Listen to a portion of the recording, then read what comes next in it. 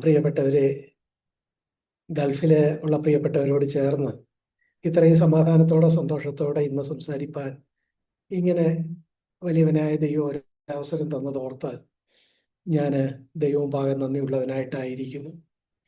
ഈ സൗകര്യം ഈ നിലയിൽ ഒരുക്കിയ ഗൾഫിലുള്ള പ്രിയപ്പെട്ടവരോടും സഹോദരി സഹോദരന്മാരോടും ഒക്കെ ഉള്ള നന്ദിയും സ്നേഹവും കടപ്പാടും പ്രാരംഭമായിട്ട് ഞാൻ അറിയിക്കുന്നു. നമുക്ക് ദൈവവചനത്തിലേക്ക് വളരെ വേഗത്തിൽ നമുക്ക് പ്രവേശിക്കാം. രണ്ട് പത്രോസ് അതിൻ്റെ 1-ാം അധ്യായം 3-ാമത്തെ വാക്യമാണ് നമ്മൾ വായിക്കുന്നത്. 2 പത്രോസ് 1-ാം അധ്യായം 3-ാമത്തെ വാക്യം. തൻ്റെ മഹത്വത്താലും വീര്യത്താലും നമ്മെ വിളിച്ചവന്റെ പരിജ്ഞാനത്താൽ അവന്റെ ദിവ്യശക്തി ജീവനും ഭക്തിക്കും വേണ്ടിയതൊക്കെയും നമുക്ക് ദാനം ചെയ്തിരിക്കുന്നുവല്ലോ. പ്രിയപ്പെട്ടവരെ, വളരെ സന്തോഷം തോന്നുന്ന, വളരെ നമുക്ക് ധൈര്യം തരുന്ന ഒരു വാക്യമാണ് നമ്മളിവിടെ വായിച്ചത്. എന്താ നമ്മൾ വായിച്ചത്? അവൻ എന്ന് പറയുമ്പോൾ നമ്മുടെ വലിയവനായ ദൈവം, നമ്മുടെ കർത്താവിൻ്റെ അവിടുത്തെ ദിവ്യശക്തി ജീവനും ഭക്തിക്കും വേണ്ടിയതൊക്കെയും നമുക്ക് ദാനം ചെയ്തിരിക്കുന്നു. നോക്കുക, അത് തൻ്റെ മഹത്വത്താലും വീര്യത്താലും നമ്മെ വിളിച്ചവന്റെ പരിജ്ഞാനത്താൽ നമുക്കിത് ആവശ്യമാണെന്ന് അവിടുത്തെ ആ പരിജ്ഞാനത്താൽ അവിടുന്ന് എന്ത് ചെയ്തിരിക്കുന്നു? നമുക്ക് ജീവനും ഭക്തിക്കും വേണ്ടിയതൊക്കെയും നമുക്ക് ദാനം ചെയ്തിരിക്കുന്നു. ആ വാക്യം വായിക്കുമ്പോൾ ഞാൻ 2 വാക്കുകളുടെ അടിയിൽ അണ്ടർലൈൻ ചെയ്യാനാണ് താല്പര്യപ്പെടുന്നത്. വേണ്ടിയതൊക്കെയും എന്ന് പറയുമ്പോൾ എത്രയുമാ? 95%ആണോ? 97%ആണോ? വേണ്ടിയതൊക്കെയും 100%. വേണ്ടിയതൊക്കെയും അതെന്തൊക്കെയാ? ജീവനും ഭക്തിക്കും വേണ്ടിയത്. ജീവനും എന്ന് പറയുമ്പോൾ which relate to life and godliness. ജീവനും ഭക്തിക്കും എന്നുള്ളത് ഇംഗ്ലീഷിൽ നമ്മൾ വായിക്കുമ്പോൾ വിച്ച് റിലേറ്റ് ടു ലൈഫ്. ജീവിതത്തിനും ഗോഡ്ലിനെസ്സിനും ഭക്തിക്കും വേണ്ടിയതൊക്കെയും മുഴുവനും നമുക്ക് പിന്നെന്താ വേണ്ടത്? നമ്മുടെ ജീവിതത്തിൽ എന്താ ഉള്ളത്? നമ്മുടെ ജീവിതത്തിൽ ഈ കാണുന്ന ഭൗതികമായ ഒരു ജീവിതമുണ്ട്. ഇവിടെ ലൈഫ്, ജീവനും എന്ന് പറഞ്ഞത് നമ്മുടെ സെക്കുലർ ജീവിതമായിട്ട് കണക്കാക്കുക, നമ്മുടെ ഭൂമിയിലെ ജീവിതമായിട്ട് കണക്കാക്കുക. ഭക്തി എന്ന് പറയുമ്പോൾ ഗോഡ്ലിനെസ്. നമുക്ക് വിശ്വാസികളായ നമ്മളെ സംബന്ധിച്ചിടത്തോളം നമ്മൾ ഈ ഭൂമിയിലായിരിക്കുമ്പോൾ നമുക്ക് 2 തലമാണല്ലോ ഉള്ളത്. ഒന്നെന്താ? ഭൗതികമായ ഈ ജീവിതവുമായി ബന്ധപ്പെട്ട കുടുംബം, ജോലി, അങ്ങനെയൊക്കെയുള്ള കാര്യങ്ങളുമായി ബന്ധപ്പെട്ട ഈ ലോകത്തോട് ബന്ധപ്പെട്ട നമ്മുടെ ഈ എക്സിസ്റ്റൻസ്, നമ്മുടെ ഈ നിലനിൽപ്പിന് സഹായകരമായ ഈ ജീവിതം, ഈ സെക്കുലർ ജീവിതത്തെയാണ് ജീവൻ എന്നിവിടെ ഉദ്ദേശിച്ചേക്കുന്നത്. അതൊരു വശത്ത്. അതിന് വേണ്ടതൊക്കെയും നമുക്ക് ദാനം ചെയ്തിരിക്കുന്നു. ഈ ലോകത്തിലുള്ള മനുഷ്യരെല്ലാം ആ ഭൗതികമായ ആവശ്യങ്ങളുടെ അത് വേണ്ടത് നേടിയെടുക്കാൻ വേണ്ടിയുള്ള നെട്ടോട്ടത്തിലല്ലേ ആയിരിക്കുന്നത്. ഇവിടെ ഇതാ വലിയവനായ ദൈവം നമ്മളോട് പറയുന്നു, നമ്മുടെ കർത്താവ് പറയുന്നു, മോനെ മോളെ പേടിക്കണ്ട. നിന്റെ ഈ ഭൂമിയിലെ ജീവിതത്തിന് വേണ്ടതെല്ലാം, വേണ്ടിയതൊക്കെയും ഞാൻ ദാനം ചെയ്തിരിക്കുന്നു. ദാനം എന്ന വാക്കെന്ന് പറയുമ്പോൾ ഒരാൾക്ക് ദാനം കിട്ടുന്നത് അയാളുടെ അർഹതയുടെ അടിസ്ഥാനത്തിലാണോ? നമ്മൾ ചിലതൊക്കെ ചെയ്താൽ നമുക്ക് ഈ ജീവിതത്തിന് വേണ്ടതൊക്കെ ദൈവം തരും, അങ്ങനെയാണോ? അല്ല. കണ്ടോ, വേണ്ടിയതൊക്കെയും എന്നുള്ളതിൻ്റെ അടിയിൽ നമ്മൾ വരയിട്ടു. അതുപോലെ നമുക്ക് ദാനം എന്നുള്ളതിൻ്റെ അടിയിലും വരയിടാം, നമ്മുടെ ഒരു അർഹതയുടെ വെളിച്ചത്തിലല്ല. നോക്കുക, ഇതെത്ര സന്തോഷം തരുന്ന ഒരു കാര്യമാണ്. അവന്റെ ദിവ്യശക്തി, ദൈവത്തിന്റെ ദിവ്യശക്തിക്ക് വല്ല കുറവുമുണ്ടോ? ആ ദിവ്യശക്തിയാണ് നമ്മുടെ ജീവിതത്തിന് വേണ്ടത്, ജീവിതത്തിന് വേണ്ടത് കൊണ്ട് മാത്രം നമ്മൾ തൃപ്തിപ്പെടുമോ? ഇല്ല. നമ്മൾ കാലാകാലങ്ങളിൽ കർത്താവായ യേശുക്രിസ്തുവിനെ രക്ഷകനും നാഥനുമായിട്ട് സ്വീകരിച്ച് കർത്താവിൻ്റെ കൽപ്പനയനുസരിച്ച് മുന്നോട്ട് വന്ന് ഒരു പ്രാദേശിക സഭയുടെ ഭാഗമായിട്ടൊക്കെ ഇരുന്ന് അങ്ങനെ മുന്നോട്ട് പോകുന്ന നമ്മളെ സംബന്ധിച്ചിടത്തോളം ഭക്തി, ഗോഡ്ലിനെസ്, അതാണ് നമ്മുടെ ഏറ്റവും പ്രധാനപ്പെട്ട ഒരു കാര്യം. പിന്നെ ഈ ഭൂമിയിൽ ജീവിക്കാനായിട്ട് സെക്കുലർ ലൈഫുണ്ട്, ജീവനുണ്ട്. നമ്മളെ സംബന്ധിച്ച് ഏറ്റവും പ്രധാനപ്പെട്ടത് ഭക്തി എന്ന ആ വാക്കിൽ ഉള്ളടക്കം ചെയ്തിരിക്കുന്ന നമ്മുടെ ആത്മീയ ജീവിതമാണ്. ചുരുക്കത്തിൽ ഞാൻ പറഞ്ഞു വന്നത് ഇത്രയേ ഉള്ളൂ. നമ്മൾ ഈ ഭൂമിയിലെ വിശ്വാസികളായ നമ്മൾ ജീവിക്കുമ്പോൾ നമുക്ക് നമ്മുടെ ജീവിതത്തിന് രണ്ട് വശമുണ്ട്. സെക്കുലറായ ഒരു വശമുണ്ട്, മറുവശത്ത് ആത്മീയതയുടെ ഒരു വശമുണ്ട്. ഈ രണ്ട് കാര്യത്തിനും വേണ്ടത് മുഴുവനും നമുക്ക് ദൈവം ദാനം ചെയ്തിരിക്കുന്നു എന്ന് പറഞ്ഞാൽ ഇതിനപ്പുറത്ത് നമ്മളെ ധൈര്യപ്പെടുത്തേണ്ട മറ്റൊരു വാക്യമുണ്ടോ? എന്തൊരു വലിയ വാഗ്ദാനമാണിത്! നോക്കുക, നമുക്ക് ഈ വാക്യത്തിൻ്റെ അടിസ്ഥാനത്തിൽ നമ്മുടെ ജീവിതത്തെ നമുക്ക് ദൈവസന്നിധിയിൽ നമുക്ക് ശോധന ചെയ്യുകയും നമുക്ക് ദൈവസന്നിധിയിൽ അവിടുന്ന് ചെയ്ത ആ ഉപകാരങ്ങളെ ഒക്കെ മനസ്സിലാക്കാൻ ശ്രമിക്കുകയും ഒക്കെ ചെയ്യാം. നമ്മൾ വായിച്ചത് അവിടുന്ന് ജീവിതത്തിന് വേണ്ടതൊക്കെ നമുക്ക് ദാനം ചെയ്യും എന്നൊരു വശത്ത് പറഞ്ഞു. രണ്ട്, നമ്മുടെ വിശ്വാസ ജീവിതത്തിന്, നമ്മുടെ ഭക്തിക്ക് വേണ്ടത്, ഗോഡ്ലിനെസ്സിന് വേണ്ടിയത് ഒക്കെയും നമുക്ക് ദാനം ചെയ്തിരിക്കുന്നു. അത് ഭൂതകാലത്തിലാണ് പറഞ്ഞിരിക്കുന്നത്. ചെയ്തിരിക്കുന്നു, വേണ്ടിയതൊക്കെയും ചെയ്തിരിക്കുന്നു. ദൈവത്തെ സംബന്ധിച്ചിടത്തോളം അത് അവിടുന്ന് ചെയ്ത് പൂർത്തിയാക്കിയിരിക്കുന്നു. നമ്മൾ അതിലേക്ക് കടന്നാൽ മാത്രം മതി. നമ്മുടെ ഭാഗത്ത് നമുക്ക് പ്രയാസമുള്ള കാര്യമെല്ലാം ദൈവം ചെയ്തു. നമ്മൾ വിശ്വാസത്തോടെ ഈ ജീവനും ഭക്തിക്കും വേണ്ടി അവിടുന്ന് ക്രമീകരിച്ചിരിക്കുന്നത് സ്വായത്തമാക്കിയാൽ മാത്രം മതി. അത് നമ്മൾ അത് വിശ്വാസത്തോടെ സ്വീകരിച്ചാൽ മാത്രം മതി എന്നാണ് ഈ വാക്യം പറയുന്നത്.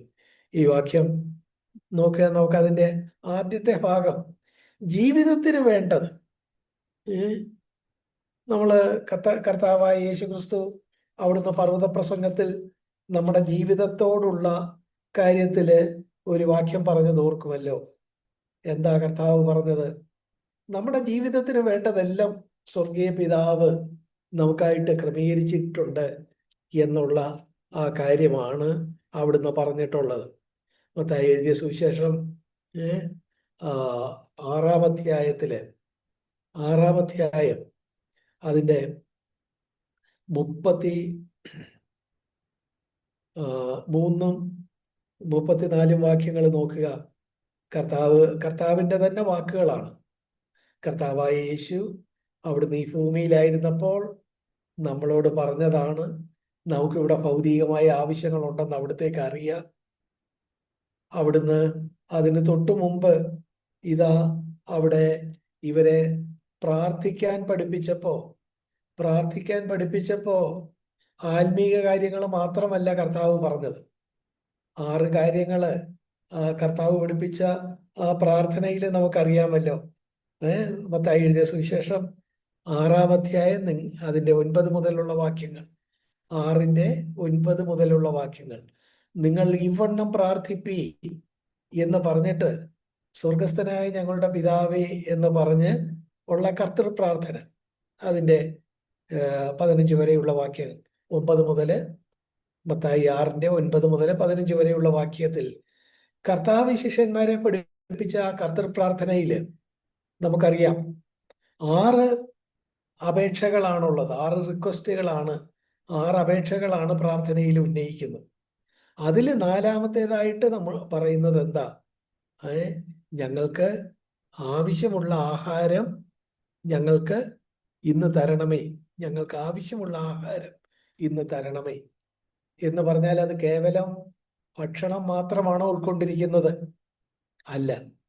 ഭക്ഷണം പോലെ തന്നെ നമ്മൾ ഇന്ന് ജീവിക്കുമ്പോൾ നമുക്ക് ആവശ്യമാണ് നമ്മുടെ കുടുംബത്തിന്റെ കാര്യം, നമ്മുടെ കുഞ്ഞുങ്ങളുടെ വിദ്യാഭ്യാസത്തിന്റെ കാര്യം, ഏഹ് നമ്മുടെ ജോലിയുടെ കാര്യം, അങ്ങനെ നമ്മുടെ ഭൗതികമായ കാര്യങ്ങളെല്ലാം.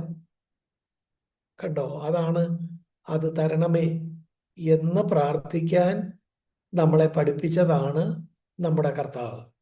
അല്ലാതെ ക്രിസ്തീയത എന്ന് പറയുന്നത് എപ്പോഴും വളരെ റിയലിസ്റ്റിക് ആണ്, വളരെ യാഥാർത്ഥ്യബോധമുള്ളതാണ്. ഒരു കർത്താവ് പ്രാർത്ഥിക്കാൻ പഠിപ്പിച്ച ആ പ്രാർത്ഥനയിലും നമ്മുടെ ഭൗതികമായ ആവശ്യങ്ങൾക്ക് വേണ്ടി ഒരു പ്രാർത്ഥിക്കാനായിട്ട് കർത്താവ് പറഞ്ഞു, കർത്താവ് പഠിപ്പിച്ചു. ഞങ്ങൾക്ക് ആവശ്യമുള്ളത് ഭൗതികമായ ആവശ്യങ്ങൾ. നോക്ക്, ഒരു സൂപ്പർ സ്പിരിച്വാലിറ്റി വെച്ചിട്ട് ആറ് ആറ് കാര്യങ്ങൾക്ക് വേണ്ടി പ്രാർത്ഥിക്കുന്നു. ആറും ആത്മീയ കാര്യങ്ങൾ മാത്രമാണോ? അല്ല. ഒരു ജീവിതത്തിന് വേണ്ടത്, ഒരു സെക്കുലർ ലൈഫിന് വേണ്ടത്, ഒരു അപേക്ഷ ആ നിലയിൽ കർത്താവ് പഠിപ്പിച്ചത് നമ്മൾ കാണുന്നുണ്ട്. അതുകൊണ്ടാണ് ഞാൻ പറഞ്ഞത് ക്രിസ്തീയത വളരെ യാഥാർത്ഥ്യബോധമുള്ളതാണ്. നമ്മൾ ആത്മീകരായ ആളുകളായിരിക്കുമ്പോൾ തന്നെ, വിശ്വാസികളായ ആളുകളായിരിക്കുമ്പോൾ തന്നെ, കർത്താവിൻ്റെ മക്കളായിരിക്കുമ്പോൾ തന്നെ നമ്മൾ ഈ ഭൂമിയിലാണ് ജീവിക്കുന്നത്. ഈ ഭൂമിയിൽ ജീവിക്കുമ്പം നമുക്ക് എന്തുണ്ട്? നമുക്കും ഭൗതികമായ ആവശ്യങ്ങളുണ്ട്. നമുക്കും ഭക്ഷണം വേണം, നമുക്കും ദാഹത്തിന് വെള്ളം കുടിക്കണം, നമുക്കും ഒരു ജോലി വേണ്ടതുണ്ട്, കുഞ്ഞുങ്ങളുടെ കാര്യം, ഒരു കുടുംബത്തെ നോക്കേണ്ടതായിട്ടുണ്ട്, കുഞ്ഞുങ്ങളുടെ വിദ്യാഭ്യാസം, അവരുടെ വിവാഹം, ഇങ്ങനെയൊക്കെയുള്ള ഒത്തിരി ഭൗതികമായ ആവശ്യങ്ങൾ നമുക്കുണ്ട്. അതിനെ അവഗണിച്ചുകൊണ്ടുള്ള ഒരു സൂപ്പർ സ്പിരിച്വാലിറ്റി അല്ല ക്രിസ്തീയത ഉദ്ദേശിക്കുന്നത്. വളരെ യാഥാർത്ഥ്യബോധത്തോടെ നമ്മുടെ ഭൗതിക ആവശ്യങ്ങൾക്ക് വേണ്ടിയും നമുക്ക് ചോദിക്കാം എന്നാണ് ഇവിടെ കർത്താവ് പഠിപ്പിച്ചിരിക്കുന്നത്. കണ്ടോ, അതിൻ്റെ 6-ാം അധ്യായം അതിൻ്റെ 33-ാമത്തെ വാക്യം നോക്കുക. 33-ാമത്തെ വാക്യം, മുമ്പേ അവൻ്റെ രാജ്യവും നീതിയും അന്വേഷിപ്പീൻ, അതോടെ ഇതൊക്കെയും നിങ്ങൾക്ക് കിട്ടും. ഏതൊക്കെ?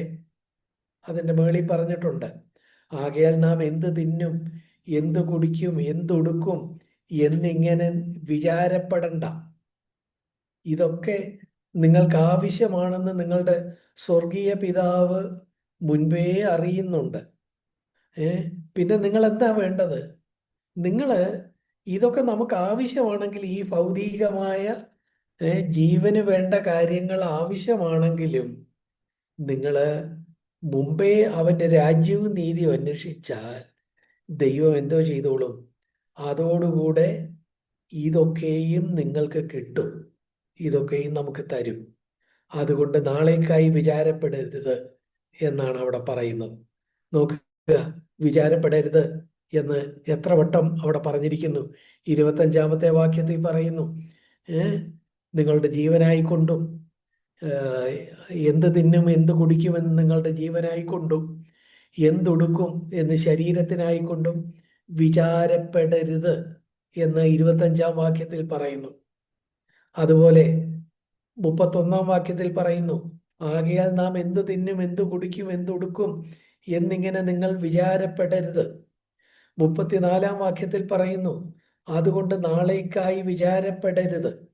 നോക്കുക, ഈ പറഞ്ഞിരിക്കുന്നതെല്ലാം, കർത്താവ് ഇവിടെ പറഞ്ഞിരിക്കുന്ന ഈ കാര്യങ്ങളെല്ലാം നമ്മുടെ ഭൗതിക ആവശ്യങ്ങളുമായിട്ട് ബന്ധപ്പെട്ട് നമ്മൾ ഉള്ള കാര്യങ്ങളാണ്. തിന്നുക, കുടിക്കുക, ശരീരത്തിനായിക്കൊണ്ടും ജീവനായിക്കൊണ്ടും, എന്തുടുക്കും എന്ന് ശരീരത്തിനായിക്കൊണ്ടും ഒക്കെയുള്ള ആ സെക്കുലർ ലൈഫുമായി ബന്ധപ്പെട്ട വിചാരത്തെയാണ് അല്ലെങ്കിൽ നമ്മൾ വായിച്ച വാക്യത്തോട് 2 പത്രോസ് 1:3 ബന്ധപ്പെട്ട് നമുക്കിങ്ങനെ പറയാം, നമ്മുടെ ജീവിതവുമായിട്ട് ബന്ധപ്പെട്ട കാര്യങ്ങളുടെ കാര്യത്തിലും ദൈവം എന്തോ ചെയ്യും? അവിടുന്ന് വേണ്ടത്, ആവശ്യമുള്ളത് നമുക്ക് തരും. നമ്മൾ അതുകൊണ്ട് വിചാരപ്പെടണ്ട. പക്ഷെ അത് ലഭിക്കാൻ നമ്മൾ എന്ത് ചെയ്താൽ മതി? ദൈവത്തിന് ഒന്നാം സ്ഥാനം കൊടുത്താൽ മതി. മുമ്പേ അവന്റെ രാജ്യവും നീതിയും അന്വേഷിക്കുക. അതോടെ ജീവന് വേണ്ടതെല്ലാം നമുക്ക് കിട്ടും. അതേ കാര്യം തന്നെയാണ് 2 പത്രോസ് 1:3 പറഞ്ഞത്. അവന്റെ ദിവ്യശക്തി ജീവന് വേണ്ടതൊക്കെയും നമുക്ക് ദാനം ചെയ്തിരിക്കുന്നു. അപ്പൊ പ്രിയപ്പെട്ടവരെ, നമ്മൾ എന്താ പറഞ്ഞത്? നമ്മൾ പറഞ്ഞത്, നമ്മൾ ഭൂമിയിലായിരിക്കുമ്പോൾ, വിശ്വാസികൾ എന്നുള്ള നിലയിൽ, ദൈവമക്കൾ എന്നുള്ള നിലയിൽ നമ്മൾ ഇന്ന് ഭൂമിയിലായിരിക്കുമ്പോൾ നമുക്ക് 2 തലത്തിലാണ് നമ്മുടെ ആവശ്യങ്ങളുള്ളത്. ഒന്ന്, ഈ ജീവിതവുമായി ബന്ധപ്പെട്ട ആവശ്യങ്ങൾ. ആ ആവശ്യങ്ങളെക്കുറിച്ച് വിചാരപ്പെടണ്ട.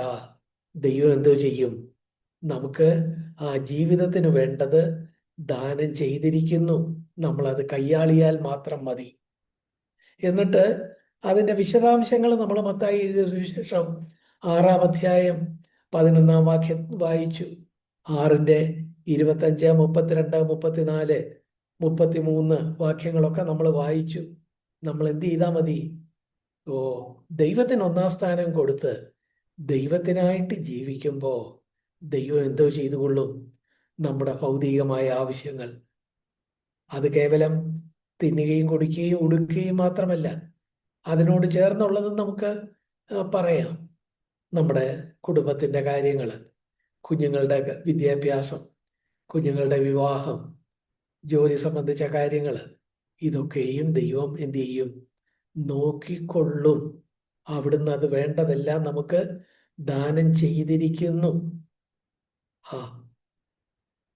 നമ്മളതുകൊണ്ട് എന്ത് വേണ്ട? വിചാരപ്പെടണ്ട.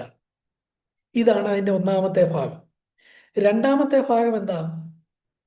അവന്റെ ദിവ്യശക്തി ജീവന് വേണ്ടത് മാത്രമല്ല, ഭക്തിക്ക് വേണ്ടതും ദാനം ചെയ്തിരിക്കുന്നു. പ്രിയപ്പെട്ടവരെ, നമ്മുടെ പലപ്പോഴും ഉള്ള പ്രശ്നം എന്താ? നമ്മൾ ഈ ഭൂമിയിലായിരിക്കുമ്പോൾ ദൈവം ആഗ്രഹിക്കുന്ന നിലയിലെ ഭക്തിയോടെ നമുക്ക് ജീവിക്കാൻ കഴിയുമോ? ഇതിനെക്കുറിച്ചാണ് ചിലരുടെ ആകുല ചിന്ത. പ്രിയപ്പെട്ടവരെ, നമ്മൾ ഓർക്കണം, ഭൗതികമായ കാര്യങ്ങൾക്ക് വേണ്ടി മാത്രമല്ല ആകുല ചിന്ത പലർക്കും ഉള്ളത്. ആത്മീകമായ കാര്യങ്ങളെക്കുറിച്ചും ഒരു ആകുല ചിന്ത പലരും കൊണ്ട് നടക്കുന്നുണ്ട്. എന്നാൽ ദൈവം നമ്മളെക്കുറിച്ച് ആഗ്രഹിക്കുന്നത് എന്താ? നമ്മൾ അങ്ങനെ ഒരു ആകുല ചിന്ത കൊണ്ട് നടക്കണ്ട. കാരണം നമുക്ക് ജീവിതത്തിന് വേണ്ടത്, അതുപോലെ ഭക്തിക്ക് വേണ്ടത് ഒക്കെയും നമുക്ക് ദാനം ചെയ്യുന്ന ആ വലിയവനായ ദൈവമുണ്ട്. അവിടുത്തെ ദിവ്യശക്തിയുണ്ട്. നോക്കുക, നമ്മൾ പലപ്പോഴും വിചാരിക്കുന്നത് ഭക്തിക്ക് വേണ്ടത് ചിലത് നമ്മൾ ചെയ്യണം, അങ്ങനെയൊക്കെ അല്ലേ നമ്മൾ ചിന്തിക്കുന്നത്. തീർച്ചയായിട്ടും നമ്മുടെ ഭാഗത്ത് ചെയ്യേണ്ടത് ചെയ്യണം. അപ്പോൾ തന്നെ അതിനെ മൊത്തത്തിൽ നോക്കുമ്പോൾ ദൈവം നമുക്കായിട്ട് ആ കാര്യങ്ങളെ ക്രമീകരിച്ചിരിക്കുന്നു. ഒരു ഭക്തിയുള്ള ഒരു ജീവിതത്തിന് വേണ്ട കാര്യങ്ങളെല്ലാം അവിടുന്ന് ക്രമീകരിച്ചിരിക്കുന്നു. നമ്മൾ അതിലേക്ക് കടന്നാൽ മതി. നമുക്ക് ആ കാര്യം നോക്കാം. നമ്മൾ ഭക്തിക്ക് വേണ്ടതും അവിടുന്ന് നമുക്ക് ദാനം ചെയ്തിരിക്കുന്നു എന്ന് നമ്മൾ കാണുന്നുണ്ട്. നമ്മൾ യൂദായുടെ ലേഖനം 3-ാമത്തെ വാക്യം നോക്കുക. യൂദായുടെ ലേഖനം 3-ാമത്തെ വാക്യം. യൂദ നമുക്കറിയാവുന്നതുപോലെ ഒരധ്യായം മാത്രമുള്ള പുസ്തകമാണല്ലോ. ആ യൂദായുടെ ലേഖനത്തില് യൂദ ഇതാ ആ ലേഖനം എഴുതാൻ തുടങ്ങുന്നതിനെ കുറിച്ച് 3-ാമത്തെ വാക്യത്തിൽ കാണുന്നു. യൂദായുടെ ലേഖനം 3-ാമത്തെ വാക്യം. പ്രിയരെ, നമുക്ക് പൊതുവിലുള്ള രക്ഷയെക്കുറിച്ച് നിങ്ങൾക്ക് എഴുതുവാൻ സകല പ്രയത്നവും ചെയ്യുകയും വിശുദ്ധന്മാർക്ക് ഒരിക്കലായിട്ട് ഫലമേൽപ്പിച്ചിരിക്കുന്ന വിശ്വാസത്തിനു വേണ്ടി പോരാടേണ്ടതിന് പ്രബോധിപ്പിച്ചെഴുതുവാൻ ആവശ്യം എന്ന് എനിക്ക് തോന്നി. യൂദ പറയുക. യൂദ എന്താ പറയുന്നത്? യൂദ പറയുന്നത്, പൊതുവിലുള്ള രക്ഷയെക്കുറിച്ച് നിങ്ങൾക്ക് എഴുതാനാണ് ഞാൻ ആദ്യം കാര്യങ്ങളെല്ലാം ക്രമീകരിച്ചത്. അപ്പോ എനിക്ക് എഴുതാനിരുന്നപ്പോൾ എനിക്ക് തോന്നി അതല്ല, വിശ്വാസത്തിന് വേണ്ടി, ഭക്തിയുള്ള ഒരു ജീവിതത്തിന് വേണ്ടി അങ്ങനെ ജീവിക്കുന്നതല്ലേ പ്രധാനം. അതിനുവേണ്ടി എങ്ങനെയാ ജീവിക്കേണ്ടത് എന്നൊക്കെ നിങ്ങളെ പ്രബോധിപ്പിച്ചെഴുതാൻ എനിക്ക് താല്പര്യം തോന്നി, അങ്ങനെയാണ് ഞാൻ എഴുതുന്നത് എന്ന് പറഞ്ഞാണ് ആ ഒറ്റ അധ്യായമുള്ള ആ ലേഖനം അങ്ങനെയാണ് ആരംഭിക്കുന്നത്. പക്ഷേ അവിടെ ആ ലേഖനത്തിൽ നമ്മൾ ഭക്തിയുള്ള ഒരു ജീവിതത്തിന്, ദൈവത്തിന് പ്രസാദകരമായ ഒരു ജീവിതത്തിന് നമ്മൾ ശ്രദ്ധിക്കേണ്ട പല കാര്യങ്ങളെക്കുറിച്ചൊക്കെ പറയുന്നുണ്ട്. ശ്രദ്ധിക്കേണ്ട പല കാര്യങ്ങളെക്കുറിച്ചൊക്കെ അതിൽ സൂചിപ്പിക്കുന്നുണ്ട്. എന്നാൽ ആ ലേഖനം അവസാനിക്കുമ്പോൾ, യൂദായുടെ ലേഖനം അവസാനിക്കുമ്പോൾ 25 വാക്യങ്ങളുള്ള ആ ലേഖനം അവസാനിക്കുമ്പോൾ അതിൻ്റെ 24 വാക്യത്തിൽ, 24-25 വാക്യത്തിൽ യൂദ എന്താ പറഞ്ഞാ നിർത്തുന്നതെന്നറിയാമോ? നമ്മള് ഈ ഭക്തിയുള്ള ഒരു ജീവിതം ജീവിക്കാൻ നമ്മളല്ല, നമ്മളെ അതിനായിട്ട് ഒക്കുപ്പൈ ചെയ്യുന്ന കർത്താവിനെ ചൂണ്ടിക്കാണിച്ചുകൊണ്ടാണ് ആ ലേഖനം അവസാനിപ്പിക്കുന്നത്. 24-25 വാക്യം ശ്രദ്ധിക്കുക. വീഴാതെ വണ്ണം നിങ്ങളെ സൂക്ഷിച്ച് തൻ്റെ മഹിമാസന്നിധിയിൽ കളങ്കമില്ലാത്തവരായി ആനന്ദത്തോടെ നിർത്തുവാൻ ശക്തിയുള്ളവന്, നമ്മുടെ കർത്താവായ യേശു ക്രിസ്തു മുഖാന്തരം നമ്മുടെ രക്ഷിതാവായ ഏക ദൈവത്തിന് തന്നെ സർവകാലത്തിന് മുമ്പ് ഇപ്പോഴും സദാകാലത്തോളവും തേജസ്സും മഹിമയും ബലവും അധികാരവും ഉണ്ടാകുമാറാകട്ടെ. ആമേൻ. യൂദാ എന്താ പറയാൻ തുടങ്ങിയത്? വിശ്വാസത്തിന് വേണ്ടി, അല്ലെങ്കിൽ ഭക്തിക്ക് വേണ്ടി എന്താ പോരാടി ജീവിക്കുന്നതിനെ കുറിച്ചാ ഞാൻ എഴുതാൻ തുടങ്ങുന്നത് എന്നാണ് ആമുഖത്തിൽ പറഞ്ഞത്, 3-ാം വാക്യത്തിൽ പറഞ്ഞത്. അപ്പം നമ്മൾ വിചാരിച്ചു, നമ്മൾ ഭക്തിക്ക് വേണ്ടി പോരാടുന്ന കാര്യങ്ങളൊക്കെ പറയുമ്പോൾ അത് നമുക്ക് ഒത്തിരി തലവേദന തരും. നമ്മൾ അത് പോരാടണം, ഇത് പോരാടണം, മറ്റേത് ചെയ്യണം, ഇത് ചെയ്യണം, അത് ചെയ്യണം. വിശ്വാസത്തിന് വേണ്ടി പോരാടേണ്ടത്, അല്ലെങ്കിൽ നമ്മൾ വായിച്ച വാക്യത്തോട് ചേർത്ത് നമുക്ക് ഇങ്ങനെ പറയാം, ഭക്തിക്ക് വേണ്ടി, ഭക്തിയുള്ള ഒരു ജീവിതത്തിന് വേണ്ടി പോരാടേണ്ടത്. അപ്പം ഈ പോരാട്ടത്തിന്റെ കാര്യമൊക്കെ പറയുമ്പോൾ അത് നമുക്ക് ഒത്തിരി റെസ്പോൺസിബിലിറ്റി തരും, അല്ലെങ്കിൽ നമുക്ക് ഒത്തിരി തലവേദന തരും. നമുക്ക് ഒത്തിരി പോരാട്ടം എപ്പോഴും വിഷമമുള്ളതാണല്ലോ, ഒത്തിരി ബദ്ധപ്പാട് തരും എന്നൊക്കെ വിചാരിച്ചാൽ നമ്മൾ ആ യൂദായുടെ ലേഖനം വായിക്കുന്നത്. പക്ഷെ യൂദ അവസാനിപ്പിക്കുമ്പോൾ കണ്ടല്ലോ എന്താ നമ്മൾ വായിച്ചത്? പ്രിയമുള്ളവരെ, ഈ ഭക്തിയുടെ ജീവിതത്തിൽ, ഈ വിശ്വാസത്തിൽ നിങ്ങളെ, അല്ലെങ്കിൽ നമ്മളെ വീഴാതെ സൂക്ഷിച്ച് ദൈവസന്നിധിയിൽ കർത്താവ് വീണ്ടും വന്ന് കർത്താവിൻ്റെ വെള്ളസിംഹാസനത്തിന് മുമ്പിൽ നമ്മൾ നിൽക്കുമ്പോൾ, അല്ലെങ്കിൽ കർത്താവിൻ്റെ സന്നിധിയിൽ നമ്മൾ നിൽക്കുമ്പോൾ, അവിടുത്തെ മഹിമാസന്നിധിയിൽ നമ്മൾ നിൽക്കുമ്പോൾ നമ്മുടെ പ്രത്യേകതകൾ എന്തൊക്കെയാ? നമ്മൾ വീഴാതെ നിൽക്കുന്നവരാണ്, കളങ്കമില്ലാത്തവരായിട്ടുള്ളവരാണ്, ആനന്ദത്തോടെ നിൽക്കുന്നവരാണ്. ഇതൊക്കെ നമ്മൾ എങ്ങനെ ഇത്രയൊക്കെ ചെയ്യാൻ പറ്റുന്നത്? വീഴാതെ അവിടെ ദൈവസന്നിധിയിൽ അന്ന് നമ്മൾ കണക്ക് കൊടുക്കുമ്പോൾ വീഴാതെ നിൽക്കുന്നവർ, കളങ്കമില്ലാതെ നിൽക്കുന്നവർ, ആനന്ദത്തോടെ നിൽക്കുന്നവർ. ഇതൊക്കെ ചെയ്തതാരാ? ഓ, വലിയവനായ ദൈവം തന്നെ. അപ്പൊ നോക്കുക, വിശ്വാസത്തിന് വേണ്ടി, ഭക്തിക്ക് വേണ്ടി പോരാടേണ്ടതാണ്. പക്ഷേ അതിനുള്ള എല്ലാ കാര്യങ്ങളും ചെയ്തത് ദൈവം തന്നെയാണ്. അപ്പൊ പിന്നെ നമ്മൾ എന്തിനാ തലവേദന? നമ്മൾ എന്തിനാണ് ഭാരപ്പെടുന്നത്? നമ്മൾ എന്തിനാണ് ആത്മീയ കാര്യങ്ങളെ ചൊല്ലിപ്പോലും ഒരു ആകുല ചിന്ത കൊണ്ട് നടക്കുന്നത്? പ്രിയപ്പെട്ടവരെ, നമ്മൾ നമ്മുടെ ഭൗതിക കാര്യത്തിനാണെങ്കിലും ആത്മീയ കാര്യത്തിനായാലും ഒരു ആകുല ചിന്ത കൊണ്ട് നടക്കുന്നവരായി, ഇതൊരു ഭാരപ്പെട്ട ജീവിതം നയിക്കുന്നവരായും ആകരുത്. നമുക്ക് വേണ്ടി ഈ കാര്യങ്ങൾ അവിടുന്ന് ചെയ്യും.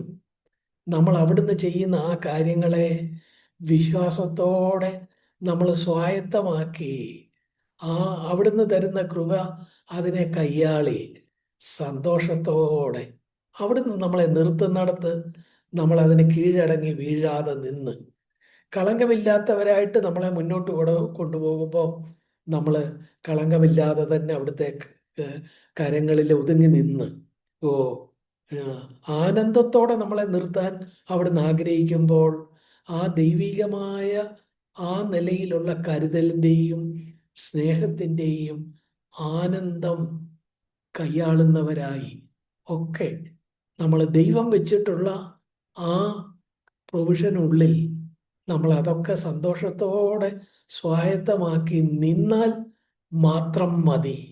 അതിൻ്റെ പ്രയാസമുള്ള ഭാഗം ആര് ചെയ്യും? വലിയവനായ ദൈവം ചെയ്യും.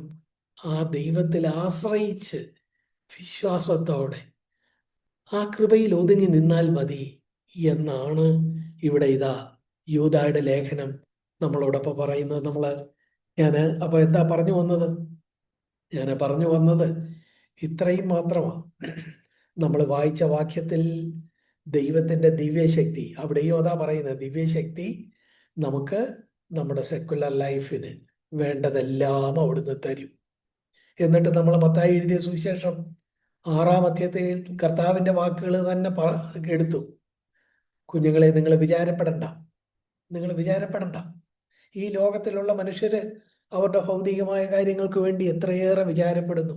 നിങ്ങൾ വിചാരപ്പെടേണ്ട കാര്യമില്ല.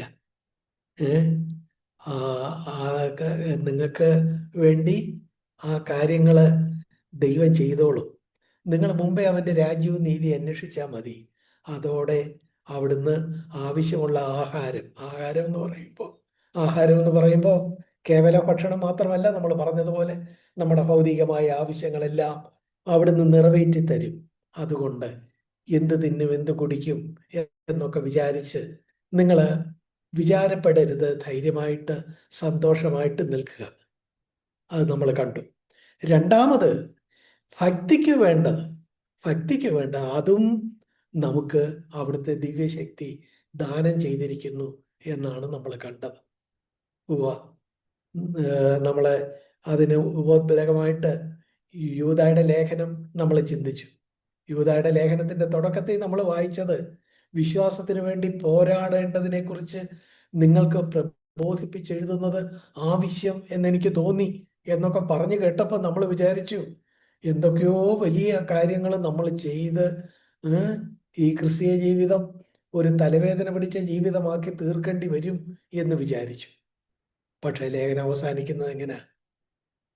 അതിൻ്റെ എല്ലാ കാര്യങ്ങളും ദൈവം തന്നെ ചെയ്തു. വീഴാതെ നമ്മളെ നിർത്തിയത് അവിടുന്ന്. അവിടുന്നാണ്. അതുപോലെ നമുക്ക് എന്താ തൻ്റെ മഹിമാസന്നിധിയിൽ, അന്ന് ദൈവസന്നിധിയിൽ നമ്മളെ കളങ്കമില്ലാത്തവരായി നിർത്തുന്നത് അവിടുന്നാണ്. അവിടെ ആനന്ദത്തോടെ നമ്മളെ നിർത്തുന്നത് അവിടുന്നാണ്. ഇതിനൊക്കെയുള്ള ശക്തി ഉള്ളവൻ നമ്മുടെ കർത്താവായ യേശു ക്രിസ്തു മുഖാന്തരം എന്ന് പറഞ്ഞാണ് ആ വാക്യങ്ങൾ, ആ ലേഖനം അവസാനിക്കുന്നത്. പ്രിയപ്പെട്ടവരെ, നമ്മുടെ ജീവിതത്തിൽ നമ്മൾ അതുകൊണ്ട് നമുക്ക് ദൈവത്തെ സ്തുതിക്കുകയും സന്തോഷമുള്ളവരായിട്ടും ദൈവം നമുക്കായിട്ട് ഒരുക്കിയിരിക്കുന്ന ഉദവികളെ അതിലേക്ക് സന്തോഷത്തോടെ കടക്കുന്നവരായും നമ്മളായിരിക്കണം. ഇതാണ് ദൈവം നമ്മളെക്കുറിച്ച് ആഗ്രഹിക്കുന്നത്. ഞാൻ ഷാഗ്ബർ പറഞ്ഞ ഒരു വാക്യം, വാക്യമല്ല, അദ്ദേഹം തൻ്റെ ജീവിതത്തോടുള്ള ബന്ധത്തിൽ താൻ ജോലി വിട്ടപ്പോൾ കുഞ്ഞുങ്ങളെ പഠിപ്പിക്കണം, ഒരു കുടുംബത്തെ മുന്നോട്ട് കൊണ്ടുപോകണം. ഒരു ഭൗതികമായ ജോലിയില്ല, മറ്റു പലരും ചെയ്യുന്നത് പോലെ ആളുകളിൽ നിന്ന് അങ്ങനെ പണം വാങ്ങുന്നില്ല. ഇങ്ങനെയൊക്കെ ഉള്ള കാര്യങ്ങൾ ഉള്ളപ്പോൾ ഈ കുഞ്ഞുങ്ങളെ വളർത്തണം, പഠിപ്പിക്കണം. ഈ കാര്യങ്ങളൊക്കെ എങ്ങനെ നടക്കട്ടെ? എന്ത് ചെയ്യും? അന്ന് ബ്രദർ ദൈവസന്നിധിയിൽ പ്രാർത്ഥിച്ച ഒരു സെന്റൻസ് ബ്രദർ എവിടെയോ എഴുതിയതോ പറഞ്ഞതോ ഞാൻ ഓർക്കുന്നുണ്ട്. ബ്രദർ പറഞ്ഞു, ദൈവത്തോട് പറഞ്ഞ, കർത്താവേ, ഞാൻ നിന്റെ കാര്യം നോക്കാം. കർത്താവേ, നിന്റെ കാര്യത്തിന് 1-ാം സ്ഥാനം നൽകി ഞാൻ നിന്റെ കാര്യം നോക്കാം. നീ എന്തോ ചെയ്തോണം, നീ എൻ്റെ കാര്യം നോക്കിക്കോണം. എന്താ എന്താ ഒരു ദൈവഭൃത്യൻ പറഞ്ഞത്? അദ്ദേഹത്തിന് ഒരു കുടുംബത്തെ മുന്നോട്ട് കൊണ്ടുപോകാനുണ്ട്, ആരും സപ്പോർട്ട് ചെയ്യാനോ ഒന്നുമില്ല. എങ്കിലും താൻ ദൈവത്തിൽ ആശ്രയിച്ച് താൻ ഒരു തീരുമാനമെടുത്ത് ഒരു സെക്യുലർ ജോലി ഉണ്ടായിരുന്നത് വിട്ട് താന് അങ്ങനെ ഇറങ്ങിയപ്പോ താന് ദൈവത്തോട് പ്രാർത്ഥിച്ചു, ദൈവമേ, ഞാന് നിന്റെ കാര്യം നോക്കാൻ വേണ്ടി ഇറങ്ങും, സഭയുടെ കാര്യം, നിന്റെ കാര്യം നോക്കാൻ വേണ്ടി ഞാൻ ഇറങ്ങുന്നു, നിന്റെ കാര്യം ഞാൻ നോക്കിക്കോളാം, എന്റെ കാര്യം നീ നോക്കിക്കോളുമല്ലോ. പ്രിയപ്പെട്ടവരെ, നമുക്കും സത്യത്തില് അതേ പറയാനുള്ളൂ. നമ്മൾ എന്ത് ചെയ്താൽ മതി? മുമ്പേ അവന്റെ രാജ്യവും നീതിയും ജീവനും ഭക്തിക്കും വേണ്ടതെല്ലാം അവിടുന്ന് ചെയ്തോളും. അതുകൊണ്ട് ആവശ്യമില്ലാതെ നമ്മൾ ഭാരപ്പെടണ്ട എന്നുള്ള ഒരു കാര്യമാണ് ഞാൻ പറയാൻ ആഗ്രഹിക്കുന്നത്. നമ്മൾ വായിച്ച വാക്യങ്ങളും അത് തന്നെയാണ് നമ്മളോട് പറയുന്നത്. നോക്കുക, നമുക്ക് വേറൊരു വാക്യം നോക്കാം. 2 കൊരിന്ത്യർ 2 കൊരിന്ത്യർ 2-ാം അധ്യായം അതിൻ്റെ 2-ന്റെ 14 മുതൽ 16 വരെയുള്ള വാക്യങ്ങൾ അപ്പോസ്തലനായ പൗലോസ് കൊരിന്ത്യർക്ക് എഴുതുകയാണ്. പൗലോസ് എഴുതുമ്പോൾ പൗലോസ് എന്താ പറയുന്നത്? കൊരിന്ത്യരോട് പറയുന്നു, ക്രിസ്തുവിൽ, താൻ തൻ്റെ അനുഭവം പറയുക, ക്രിസ്തുവിൽ ഞങ്ങളെ എപ്പോഴും ക്രിസ്തുവിൽ ഞങ്ങളെ എപ്പോഴും 2 കൊരിന്ത്യർ 2-ന്റെ 14 മുതൽ 16 വരെയുള്ള വാക്യങ്ങൾ, ക്രിസ്തുവിൽ ഞങ്ങളെ എപ്പോഴും ജയോത്സവമായി നടത്തുകയും എല്ലായിടത്തും ഞങ്ങളെ കൊണ്ട് തൻ്റെ പരിജ്ഞാനത്തിന്റെ വാസന വെളിപ്പെടുത്തുകയും ചെയ്യുന്ന ദൈവത്തിന് സ്തോത്രം. രക്ഷിക്കപ്പെടുന്നവരുടെ ഇടയിലും നശിക്കുന്നവരുടെ ഇടയിലും ഞങ്ങൾ ദൈവത്തിന് ക്രിസ്തുവിന്റെ സൗരഭ്യവാസനയാകുന്നു. ഇവർക്ക് മരണത്തിൽ നിന്ന് മരണത്തിലേക്കുള്ള വാസന, അവർക്കോ ജീവനിൽ നിന്ന് ജീവങ്കിലേക്കുള്ള വാസന തന്നെ. എന്നാൽ ഇതിന് ആർ പ്രാപ്തൻ? നോക്കുക, ഇവിടെ എന്താ പൗലോസ് പറയുന്നത്? താൻ പറയുക, ഞങ്ങളെ താന് നടന്ന് പൂർത്തിയായില്ല, പക്ഷേ നടക്കുന്ന ഇടയിൽ തന്നെ താൻ പറയുക, ക്രിസ്തുവിൽ ഞങ്ങളെ എങ്ങനെ നടത്തും? ദൈവമേ, നീ ഞങ്ങളെ ജയോത്സവമായിട്ട് നടത്തും. എങ്ങനെയെങ്കിലും അങ്ങ് നടത്തുകയല്ല, അവിടുത്തെ ദിവ്യശക്തി വേണ്ടതെല്ലാം നമുക്ക് ഭംഗിയായിട്ട് ചെയ്തു തരും. ക്രിസ്തുവിൽ ഞങ്ങളെ എപ്പോഴും എപ്പോഴും എപ്പോഴും എന്ന് പറയുമ്പോൾ എന്താ, മുഴുവൻ എപ്പോഴും ജയോത്സവമായി നടത്തുകയും തുടർന്ന് പറയുന്നു, എല്ലായിടത്തും തൻ്റെ പരിജ്ഞാനത്തിന്റെ വാസന ഞങ്ങളെ കൊണ്ട് വെളിപ്പെടുത്തുകയും ചെയ്യുന്ന ദൈവത്തിന് സ്തോത്രം, ദൈവത്തിന് സ്തോത്രം. എന്നിട്ട് ഞങ്ങൾ എന്തേ ചെയ്യും? ഞങ്ങളെ രക്ഷിക്കപ്പെടുന്നവരുടെ ഇടയിലും നശിക്കുന്നവരുടെ ഇടയിലും ദൈവത്തിന് ക്രിസ്തുവിന്റെ സൗരഭ്യവാസനയാക്കും എന്ന് താൻ അവിടെ പറയും. പ്രിയമുള്ളവരെ, നമ്മളെ ജയോത്സവമായി നടത്തുന്ന ഒരു കർത്താവുണ്ട്. ആ കർത്താവിനെ വിശ്വസിക്കുക, അവിടുത്തെ വാഗ്ദാനങ്ങളെ വിശ്വസിക്കുക. നമ്മൾ ആവശ്യമില്ലാതെ ഭാരപ്പെട്ടാലും ഭാരപ്പെട്ടില്ലെങ്കിലും നമ്മൾ അവിടുത്തെ മക്കളാണെങ്കിൽ അവിടുന്ന് നടത്തിക്കോളും. പിന്നെ നമ്മൾ എന്തിനാണ് വെറുതെ ഭാരപ്പെടുന്നത്? നമ്മളെ ജയോത്സവമായി നടത്തുന്ന ഒരു കർത്താവുണ്ട്. ഇവിടെ ഈ വാക്യങ്ങളെ കുറിച്ചൊക്കെ നമ്മൾ നേരത്തെ ചിന്തിച്ചിട്ടുണ്ട്. ഇവിടെ ഈ വാക്യങ്ങള് പറയുന്നത്, ഞങ്ങളെന്താ, ഞങ്ങള് രക്ഷിക്കപ്പെടുന്നവരാണ്. രക്ഷിക്കപ്പെടുന്നവരുടെ ഇടയില് ഞങ്ങള് ശ്രദ്ധിക്കപ്പെടുന്നു. അതുപോലെ നശിക്കുന്നവരുടെ ഇടയിലും ഞങ്ങള് ക്രിസ്തുവിന്റെ സൗരഭ്യവാസനയാകുന്നു എന്ന് ഇവിടെ പറഞ്ഞിരിക്കുന്നു. കണ്ടോ, രണ്ടിടത്ത്. ഈ ലോകത്ത് നമ്മളെ ശ്രദ്ധിക്കുന്ന ഒരു വിശ്വാസഗോളമുണ്ട്. ആ വിശ്വാസഗോളത്തില് നമ്മൾ എന്തായി നടക്കും? നമ്മൾ ക്രിസ്തുവിന്റെ സൗരഭ്യവാസനയായി ജയോത്സവമായി നമ്മൾ നടക്കും. അതുപോലെ നമ്മളെ തുറച്ചു നോക്കുന്ന ഈ ലോകത്തിന്റെ ആളുകളില്ലേ, ഈ ലോകക്കാരെന്ന് അവരെ കുറിച്ച് ഇവിടെ പറഞ്ഞേക്കുന്നത് എന്താ? നശിക്കുന്നവർ. അവരും എന്താണ്? അവരുടെ ഇടയിലും ഞങ്ങള് ദൈവത്തിന് ക്രിസ്തുവിന്റെ സൗരഭ്യവാസനയാകും. പ്രിയ സഹോദരന്മാരെ, നമ്മൾ സന്തോഷത്തോടെ ദൈവം നമുക്ക് തന്നിട്ടുള്ള ഈ പ്രൊവിഷനുകളിലെല്ലാം വിശ്വാസത്തോടെ അതിൽ ആശ്രയിച്ച് ദൈവത്തെ അങ്ങനെ നമ്മൾ ദൈവത്തിൽ ചാരിക്കൊണ്ട് നമ്മൾ മുന്നോട്ട് പോകുമ്പോൾ നമ്മളെ കാണുന്നവര് സത്യത്തിൽ അത്ഭുതപ്പെടും. ഇവരെങ്ങനാണ് എല്ലായിടത്തും എപ്പോഴും ജയോത്സവമായി ഇങ്ങനെ നടക്കുന്നത്? നമ്മളെ ദൈവത്തിന്റെ പരിജ്ഞാനത്തിന്റെ വാസന രക്ഷിക്കപ്പെടുന്നവരുടെ ഇടയിൽ നമ്മൾ പരത്തും. എന്നാൽ നശിക്കുന്നവരുടെ ഇടയിലും ക്രിസ്തുവിന്റെ സൗരഭ്യ വാസനയാണ്. ഹല്ലേലൂയ. നമ്മൾ അങ്ങനെ നടക്കുന്ന കാണുമ്പോൾ ഇവിടെ നമ്മൾ ഈ കാര്യങ്ങളൊക്കെ നേരത്തെയും പറഞ്ഞിട്ടുണ്ട്.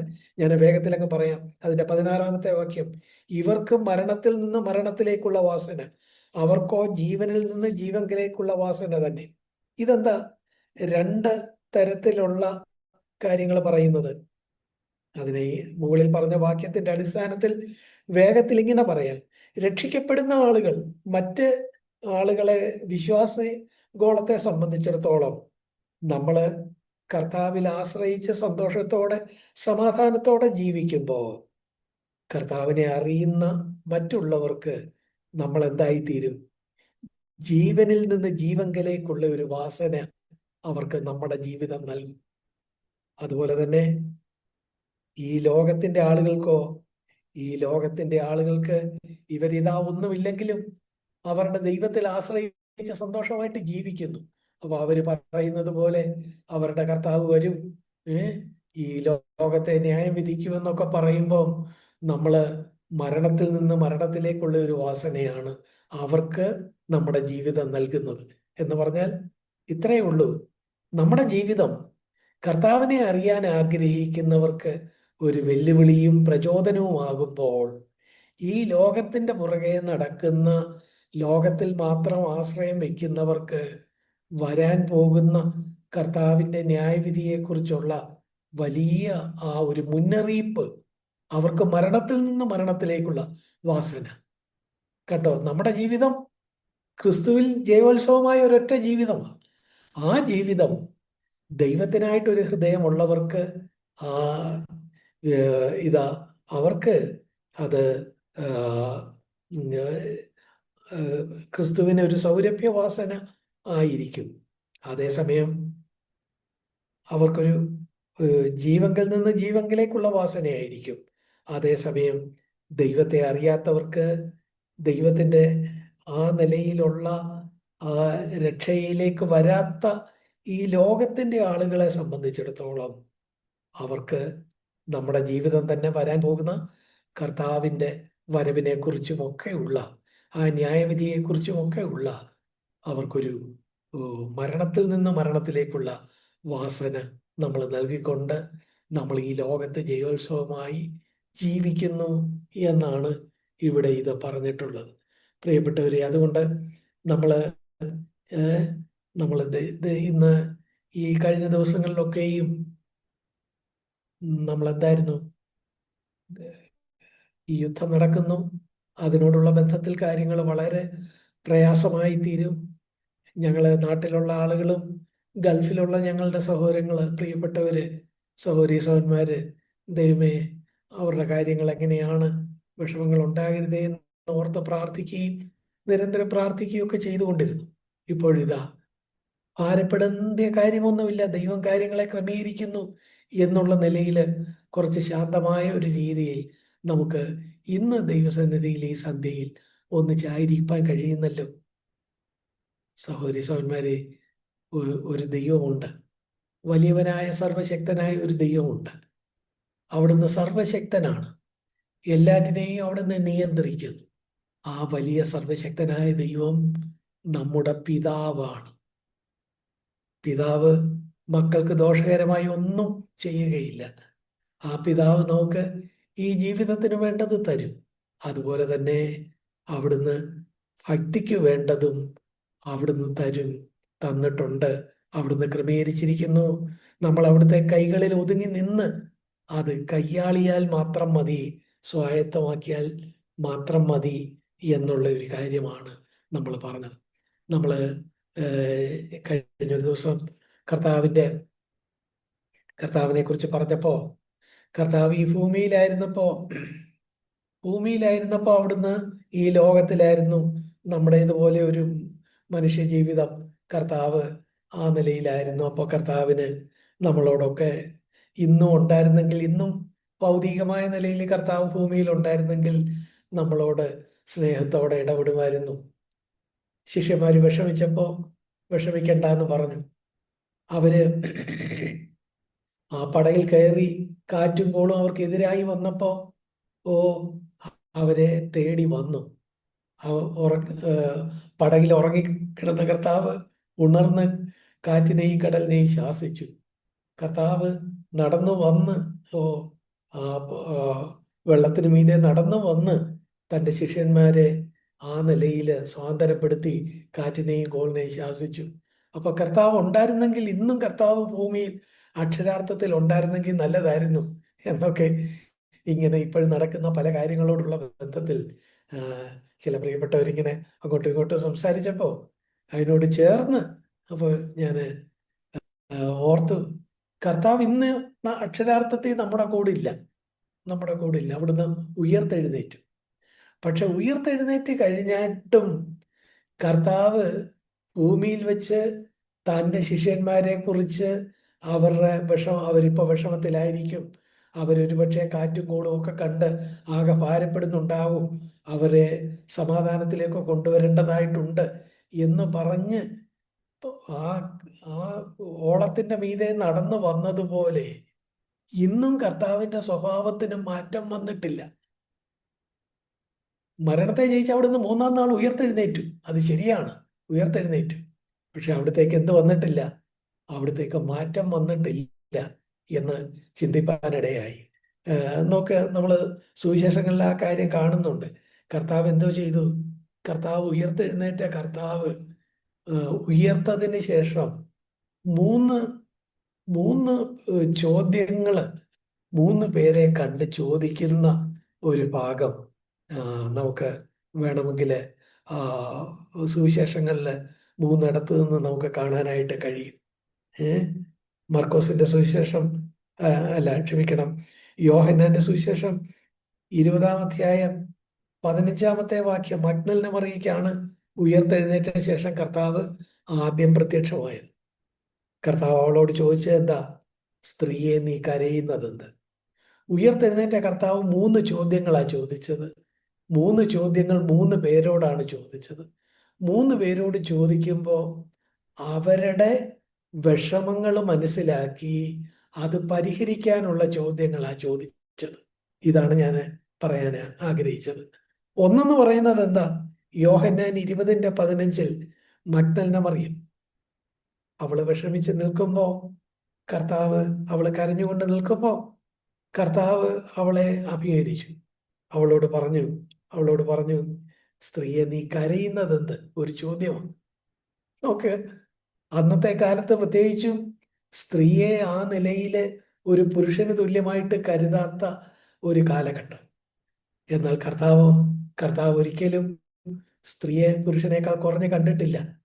മനുഷ്യനെ എല്ലാവർക്കും ഓരോ ആത്മാവാണുള്ളത്. ആ നിലയില് പുരുഷനായാലും സ്ത്രീ ആയാലും അവരുടെ കണ്ണുനീര്, ഒറ്റപ്പെട്ട കണ്ണുനീര്, ഒരു സ്ത്രീയുടെ ഒറ്റപ്പെട്ട കണ്ണുനീരിന് ലോകത്ത് എന്ത് വിലയാ ഉള്ളത്? പക്ഷെ കർത്താവ് ആ കണ്ണുനീര് കണ്ടപ്പോ എന്ത് ചെയ്തു? അവിടുന്ന് ഉയർത്തെഴുന്നേറ്റപ്പോ നേരെ എങ്ങോട്ടാ പോകേണ്ടത്? നേരെ പോകേണ്ടത് പിതാവിന്റെ അടുത്ത് ചെന്ന് റിപ്പോർട്ട് ചെയ്യുക വേണ്ടത്. നമ്മൾ ആ കാര്യം യോഹന്നാന്റെ സുവിശേഷം 20-ാം അധ്യായം 15-ാം വാക്യത്തിലാണ് നമ്മൾ സ്ത്രീയെ, നീ കരയുന്നത് എന്ത് എന്ന് കർത്താവ് മഗ്ദലന മറിയത്തോട് ചോദിക്കുന്നത് നമ്മൾ കാണുന്നത്. എന്നാൽ യോഹന്നാൻ 20-ന്റെ 15, 16, 17 വാക്യങ്ങളെ ചേർത്ത് വായിച്ചു നോക്കുക. പ്രത്യേകിച്ചും 17-ാമത്തെ വാക്യം കർത്താവ് പറയുന്നു, എന്നെ തൊടരുത്, ഞാൻ ഇതുവരെ പിതാവിന്റെ അടുത്ത് കരേറി പോയിട്ടില്ല. നോക്കുക, മരണത്തെ ജയിച്ച് ഉടനെ കർത്താവ് എന്താ വേണ്ടത്? നേരെ പിതാവിന്റെ അടുത്ത് ചെന്ന് അത് റിപ്പോർട്ട് ചെയ്തിട്ട് വേണമായിരുന്നു ഭൂമിയിലേക്ക് ഇറങ്ങി വന്ന് ആ നിലയില് ഒടുവില് ആ നിലയിൽ സ്വർഗാരോഹണം ചെയ്യുന്ന വരെയുള്ള കാലം ഇവിടെ ഭൂമിയിലായിരിക്കാം. ഞാൻ അതിനെക്കുറിച്ച് ഒരു ദൈവഭൃത്യൻ പറഞ്ഞിട്ടുള്ള ഒരു ഭാവന ഇങ്ങനെ വായിച്ചത് ഞാൻ ഓർക്കുന്നു. കർത്താവ് മരണത്തെ ജയിച്ച് ഉയർത്തെഴുന്നേറ്റു. ഉയർത്തെഴുന്നേറ്റിൽ എന്താ വേണ്ടത്? നേരെ സ്വർഗത്തിലേക്ക് പോയി പിതാവിൻ്റെ അടുത്ത് അത് റിപ്പോർട്ട് ചെയ്യണം. റിപ്പോർട്ട് ചെയ്തിട്ട് മടങ്ങി വന്ന് ശിഷ്യന്മാരെയോ സ്ത്രീകളെയോ അല്ലെങ്കിൽ ആവശ്യക്കാരെയൊക്കെ അവർക്കൊക്കെ ദർശനം കൊടുക്കുകയോ അവരെയൊക്കെ സ്വാന്തനിപ്പിക്കുകയോ അവരുടെ വിഷമങ്ങളിൽ അവരെ ചേർത്ത് പിടിക്കുകയോ ഒക്കെ ചെയ്യാം. കർത്താവ് അതിനുവേണ്ടി മരണത്തെ ജയിച്ച് ഉയർത്തെഴുന്നേറ്റ് നേരെ പിതാവിൻ്റെ അടുത്തോട്ട് പോവുകയായിരുന്നു. ഇദ്ദേഹത്തിൻ്റെ ഭാവന ഇങ്ങനെയാണ്: പോകുന്ന വഴിക്ക് താൻ എന്ത് കണ്ടു? ഒരു ശമരിയക്കാരി, ക്ഷമിക്കണം, മഗ്ദലന മറിയ, ശമരിയക്കാരിയല്ല, മഗ്ദലന മറിയ, അവളെന്ത് ചെയ്യുന്നു? അവൾ കരഞ്ഞുകൊണ്ട് നിൽക്കുന്നു. കർത്താവ് എന്ത് ചെയ്യുന്നു? നേരെ പിതാവിൻ്റെ അടുത്തോട്ട് നേരെ പോയി റിപ്പോർട്ട് ചെയ്യാതെ മറിയയുടെ അടുത്ത് അവളോട് ചോദിക്കുന്നു, സ്ത്രീയെ നീ കരയുന്നത് എന്ത് എന്ന് പറഞ്ഞ് താൻ ഉയർത്തെഴുന്നേറ്റു എന്ന് അവൾക്ക് മനസ്സിലാക്കി കൊടുത്ത് അവളെ ആശ്വസിപ്പിക്കുന്നു. തുടർന്ന് കർത്താവ് പറയുന്നു, ഞാൻ പിതാവിൻ്റെ അടുത്ത് ഇതേവരെ കരേറി പോയിട്ടില്ല, പിന്നീടാണ് കരേറി പോകുന്നത്. അപ്പോൾ ഇദ്ദേഹത്തിൻ്റെ ഭാവന ഇങ്ങനെയാണ്: പിതാവിൻ്റെ അടുത്തേക്ക് കരേറി പോകുന്നതിന് മുമ്പ് ഒരു മഗ്ദലന മറിയം, അവളുടെ ഒറ്റപ്പെട്ട ഒരു സ്ത്രീയുടെ കണ്ണുനീര്, ആ കണ്ണുനീരിന്റെ മുമ്പിൽ ഒന്നാമത് പിതാവിൻ്റെ അടുത്ത് റിപ്പോർട്ട് ചെയ്യണമല്ലോ എന്നുള്ളത് പോലും മാറ്റിവെച്ച് അവളുടെ കണ്ണുനീര് തുടയ്ക്കാൻ, അവളോട് സ്ത്രീയെ നീ കരയുന്നത് എന്ത് എന്ന് ചോദിക്കാൻ കർത്താവ് മടങ്ങി വന്നു. നോക്കുക, ഒരൊറ്റപ്പെട്ട ഒരാളുടെ ഹൃദയത്തിന്റെ ആ നൊമ്പരം, ആ കണ്ണിൽ നിന്നൊഴുകുന്ന ഒരു തുള്ളി കണ്ണുനീര്, അതിനെ ഇത്രയേറെ വിലമതിക്കുന്ന വേറെ ആരാ ഉള്ളത്? നമ്മുടെ കർത്താവിനെ പോലെ. പ്രിയ സഹോദര, പ്രിയ സഹോദരി, നിന്റെ ആരും കാണാത്ത, നിന്റെ ജീവിത പങ്കാളി പോലും ഒരുപക്ഷെ കാണാത്ത രാത്രിയിലുള്ള ഒറ്റപ്പെട്ട നിന്റെ കണ്ണിൽ നിന്ന് ഒലിച്ചിറങ്ങുന്ന ഒരു കണ്ണുനീർത്തുള്ളി, ആ കണ്ണുനീർത്തുള്ളിയുടെ മുമ്പിൽ മറ്റ് അത്യാവശ്യ കാര്യങ്ങൾക്ക് വേണ്ടി പോകുന്ന കർത്താവ് ഒരു നിമിഷം നിന്നു, വരുന്നു, നിന്നെ ആശ്വസിപ്പിക്കുന്നു, നിന്റെ ആ കണ്ണുനീർ തുടച്ചു തരുന്നു. ഹല്ലേലൂയ! ഇത് ഏത് കർത്താവ്? ഈ ഭൂമിയിൽ ജീവിച്ച കർത്താവല്ല, മരിച്ചു ഉയർത്ത് ഇന്നും സ്വർഗത്തിൽ ജീവിക്കുന്ന, അല്ലെങ്കിൽ ഇന്നും നമ്മൾ വിളിച്ചപേക്ഷിക്കുന്ന നമ്മുടെ കർത്താവിൻ്റെ സ്വഭാവം അങ്ങനെ തന്നെയാണ്. അല്ലാതെ കണ്ണുനീരിനെ അവഗണിച്ചു പോകുന്ന ഒരു രീതിയല്ല ഉയർത്തെഴുന്നേറ്റ കർത്താവിനുള്ളത്. ആ ലോകത്ത് വെച്ച് ഒരു സ്ത്രീയുടെ കണ്ണുനീര് കണ്ട് അവളെ ആശ്വസിപ്പിക്കുന്നത് പോലെ, ഒരു രക്തസ്രവക്കാരി സ്ത്രീയെ കണ്ടിട്ട് അവൾക്ക് ആശ്വാസം നൽകുന്നത് പോലെ, അതുപോലെ ഓരോരുത്തരുടെ ഒറ്റപ്പെട്ട ആവശ്യങ്ങളുടെ മുമ്പാകെ കരുണയോടെ പെരുമാറിയത് കർത്താവ് തന്നെയാണ്. ഉയർത്തെഴുന്നേറ്റ ശേഷവും കർത്താവിൻ്റെ സ്വഭാവത്തിന് മാറ്റം വന്നിട്ടില്ല. അതാണ് യോഹന്നാന്റെ സുവിശേഷം 20-ാം അധ്യായം 15 മുതൽ 17 വരെയുള്ള വാക്യങ്ങൾ നിങ്ങൾ ശ്രദ്ധയോടെ വായിക്കുക. കർത്താവിൻ്റെ സ്വഭാവത്തിന് മാറ്റം വന്നിട്ടില്ല. എന്താ കർത്താവിനെ പിടിച്ചു നിർത്തിയത്? തന്നെ സ്നേഹിക്കുന്ന ഒരു സ്ത്രീയുടെ ഒരു ഒറ്റപ്പെട്ട ഒരു ഗൽഗതം, ഒരു കണ്ണുനീർത്തുള്ളി, അവളുടെ ഒരു വിഷമം, അതിൻ്റെ മുമ്പിൽ പിതാവിനോട് അടുത്ത് പോകുന്നത് മാറ്റിവെച്ച് അവളെ ആശ്വസിപ്പിക്കുന്നതിന് 1-ാം സ്ഥാനം അന്ന് നൽകിയെങ്കിൽ, സഹോദരി, സഹോദര, ഇന്നും നിന്റെ അടുത്തേക്ക് അവിടുന്ന് കടന്നു വരും. ഹല്ലേലൂയ! അവിടത്തേക്ക് സ്വഭാവത്തിന് മാറ്റം വന്നിട്ടില്ല. അപ്പോൾ അതാണ് കർത്താവ് ആദ്യം ചോദിച്ച ഒരു ചോദ്യം: സ്ത്രീയെ നീ കരയുന്നത് എന്ത് എന്ന് ചോദിച്ചത്.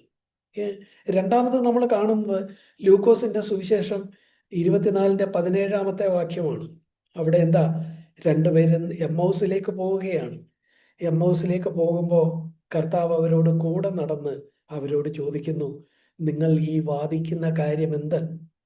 അവരുടെ മുഖം വാടിയിരുന്നു, നമുക്കറിയാം, ഞാനത് വിശദീകരിക്കുന്നില്ല. എമ്മൗസിലേക്ക് പോയ രണ്ട് ശിഷ്യന്മാർ, ചില വേദപണ്ഡിതന്മാർ പറയുന്നത് അത് കർത്താവിനെ പിൻപറ്റിയിരുന്ന ഒരു ഭാര്യയും ഭർത്താവുമാണ്. അവര് ഒന്നിച്ച് ഒരു വീട്ടിലേക്ക് ചെന്നു, തങ്ങളുടെ കൂടെ നടന്ന കർത്താവിനെ എമ്മൗസിൽ ചെന്നപ്പോൾ അവരുടെ വീട്ടിലേക്ക് ക്ഷണിച്ചു എന്നതും ഒക്കെ ആയിട്ട് ചേർത്ത് വായിച്ചുകൊണ്ട് ചില വേദപണ്ഡിതന്മാർ പറയുന്നത് അതൊരു ഭാര്യയും ഭർത്താവുമായിരുന്നു എന്നാണ്. എന്തായാലും അവര് ആ നിലയില് രണ്ടുപേരും നടന്ന് നടന്ന് നടന്ന് വാടിയ മുഖത്തോടെ കർത്താവ് കൊല്ലപ്പെട്ടു, ഉയർത്തെഴുന്നേറ്റു എന്ന് ചിലർ പറയുന്നു. അത് ശരിയാണോ നമുക്കറിഞ്ഞുകൂടാ. കർത്താവ് ഉയർത്തെഴുന്നേറ്റെങ്കിൽ നന്നായിരുന്നു എന്നെല്ലാം പറഞ്ഞു. പക്ഷെ അത് നടക്കുമോ അങ്ങനെ ഇത്രയും നാളിന് ശേഷം എന്നെല്ലാം പറഞ്ഞ് അവരിങ്ങനെ തർക്കിച്ചും വാദിച്ചും സംശയിച്ചും മുഖം വാടിയും നടക്കുമ്പോൾ ഇതാ അവരോട് ചേർന്ന് നടക്കുന്ന ഒരു കർത്താവ്. ആ കർത്താവ് ചോദിക്കുന്നത് എന്താ? നിങ്ങൾ എന്താ നിങ്ങളുടെ മുഖം വാടിയിരിക്കുന്നത്? അല്ലെങ്കിൽ നിങ്ങൾ എന്തിനാണ് അന്യോന്യം വാദിക്കുന്നത്? കണ്ടോ, അതും അവരുടെ ഹൃദയത്തിലേക്ക് കടക്കുന്ന ഒരു ചോദ്യമാണ്. നേരത്തെ ചോദിച്ച സ്ത്രീയെ നീ കരയുന്നത് എന്ത് എന്ന ചോദ്യം ആ ആ മഗ്ദലന മറിയത്തിന്റെ ഹൃദയത്തിലേക്ക് ഒരു ആശ്വാസമായി കടന്നു വരുന്ന ചോദ്യമാണെങ്കിൽ, ഇവിടെ ഇതാ ഈ എമ്മൗസിലേക്ക് പോയ ശിഷ്യന്മാർ അവരോട് കർത്താവ് ചോദിക്കുന്നു. തുടർന്ന് നമുക്കറിയാം, ഞാൻ ആ ഭാഗം വിശദീകരിക്കുന്നില്ല. കർത്താവ് അവരെ സ്വാതന്ത്ര്യപ്പെടുത്തുന്നു, താൻ തന്നെയാണ് എന്ന് തെളിയിച്ചു കൊടുക്കുന്നു. അവരുടെ വീട്ടിൽ ചെന്ന് അപ്പം എടുക്കുന്ന ആ സന്ദർഭത്തിൽ താനാണെന്ന് തെളിയിക്കുന്നു. അവര് ഉടനെ തന്നെ വർദ്ധിച്ച വീര്യത്തോടെ വലിയ ഉത്സാഹത്തോടെ അവർ തിരിച്ച് യെരുശലേമിലേക്ക് കടന്നു പോകുന്നതൊക്കെ നമ്മൾ അവിടെ വായിക്കുന്നുണ്ട്. അതാണ് രണ്ടാമത് ഉള്ള ചോദ്യം, ഉയർത്തെഴുന്നേറ്റ കർത്താവിന്റെ രണ്ടാമത്തെ ചോദ്യം. ഒന്നാമത്തെ ചോദ്യം, സ്ത്രീയെ നീ കരയുന്നതെന്ത്? രണ്ടാമതൊരു ചോദ്യം, നിങ്ങൾ വാദിക്കുന്ന കാര്യമെന്ത്? മൂന്നാമതൊരു കാര്യം, ലൂക്കോസിന്റെ സുവിശേഷം 24:38 വാക്യമാണ്. ലൂക്കോസിന്റെ സുവിശേഷം 24:38 വാക്യം. അവിടെ എന്താ? അവിടെ ഇതാ 11 പേർക്ക് കർത്താവ് തന്നെ തന്നെ വെളിപ്പെടുത്തുന്നു. ലൂക്കോസിന്റെ സുവിശേഷം 24 അതിന്റെ 38 വാക്യം. അവിടെ ഈ 11 പേർക്ക് കർത്താവ് തന്നെത്താൻ വെളിപ്പെടുത്തുന്ന ആ രംഗത്ത് കർത്താവ് അവരോട് ചോദിക്കുകയാണ്, നിങ്ങൾ കലങ്ങുന്നതെന്ത്? നിങ്ങളുടെ ഹൃദയത്തിൽ സംശയം പൊങ്ങുന്നതും എന്ത്? നോക്കുക, അതും ഒരു ചോദ്യമാണ്. നിങ്ങൾ എന്തിനാ കലങ്ങുന്നത്? പ്രിയപ്പെട്ടവരെ, നമ്മൾ 3 ചോദ്യങ്ങളാ ചോദിച്ചത്. കർത്താവിന്റെ ഉയർത്തെഴുന്നേറ്റ കർത്താവിന്റെ 3 ചോദ്യങ്ങൾ. ആ 3 ചോദ്യങ്ങളും നമുക്ക് നമ്മളോടുള്ള നിലയിൽ എടുക്കാമോ? ഒന്ന്, നീ എന്തിനാ കരയുന്നത്? ശരിയല്ലേ, നമ്മൾ എന്തിനാ കരയുന്നത്? നമ്മുടെ ജീവനും ഭക്തിക്കും വേണ്ടതെല്ലാം അവിടുന്ന് ചെയ്തു തരും എന്ന വാഗ്ദാനമാണ്. ആ ദിവ്യശക്തി നമ്മുടെ ഭക്തിക്കും ജീവനും വേണ്ടതെല്ലാം നമുക്ക് ദാനം ചെയ്തിരിക്കുന്നു. വീഴാതെ വണ്ണം നിങ്ങളെ അവിടുത്തെ മഹിമാസന്നിധിയിൽ കളങ്കമില്ലാതെ തേജസ്സോടെ നിർത്താൻ കഴിയുന്നവനാണ് അവൻ. പിന്നെ എന്തിനാ കരയുന്നത്? സ്ത്രീയെ നീ കരയുന്നത് എന്തിന്? എന്തിനാ നിങ്ങളുടെ മുഖം വാടുന്നത്? എന്തിനാണ് മുഖം വാടുന്നത്? എന്തിനാണ് നിങ്ങൾ തർക്കിക്കുന്നത്? എന്തിനാണ് നിങ്ങൾ വാദിക്കുന്നത്? എന്തിനാണ് വിഷമിക്കുന്നത്? ഒടുവിലായ ചോദ്യം, എന്തിനാണ് നിങ്ങൾ കലങ്ങുന്നത്? എന്തിനാണ് കലങ്ങുന്നത്? പ്രിയപ്പെട്ടവരെ, ഉയർത്തെഴുന്നേറ്റ കർത്താവിന്റെ സ്വഭാവത്തിനും ഈ ഭൂമിയിലുള്ള കർത്താവിന്റെ സ്വഭാവത്തിൽ നിന്ന് മാറ്റം വന്നിട്ടില്ല.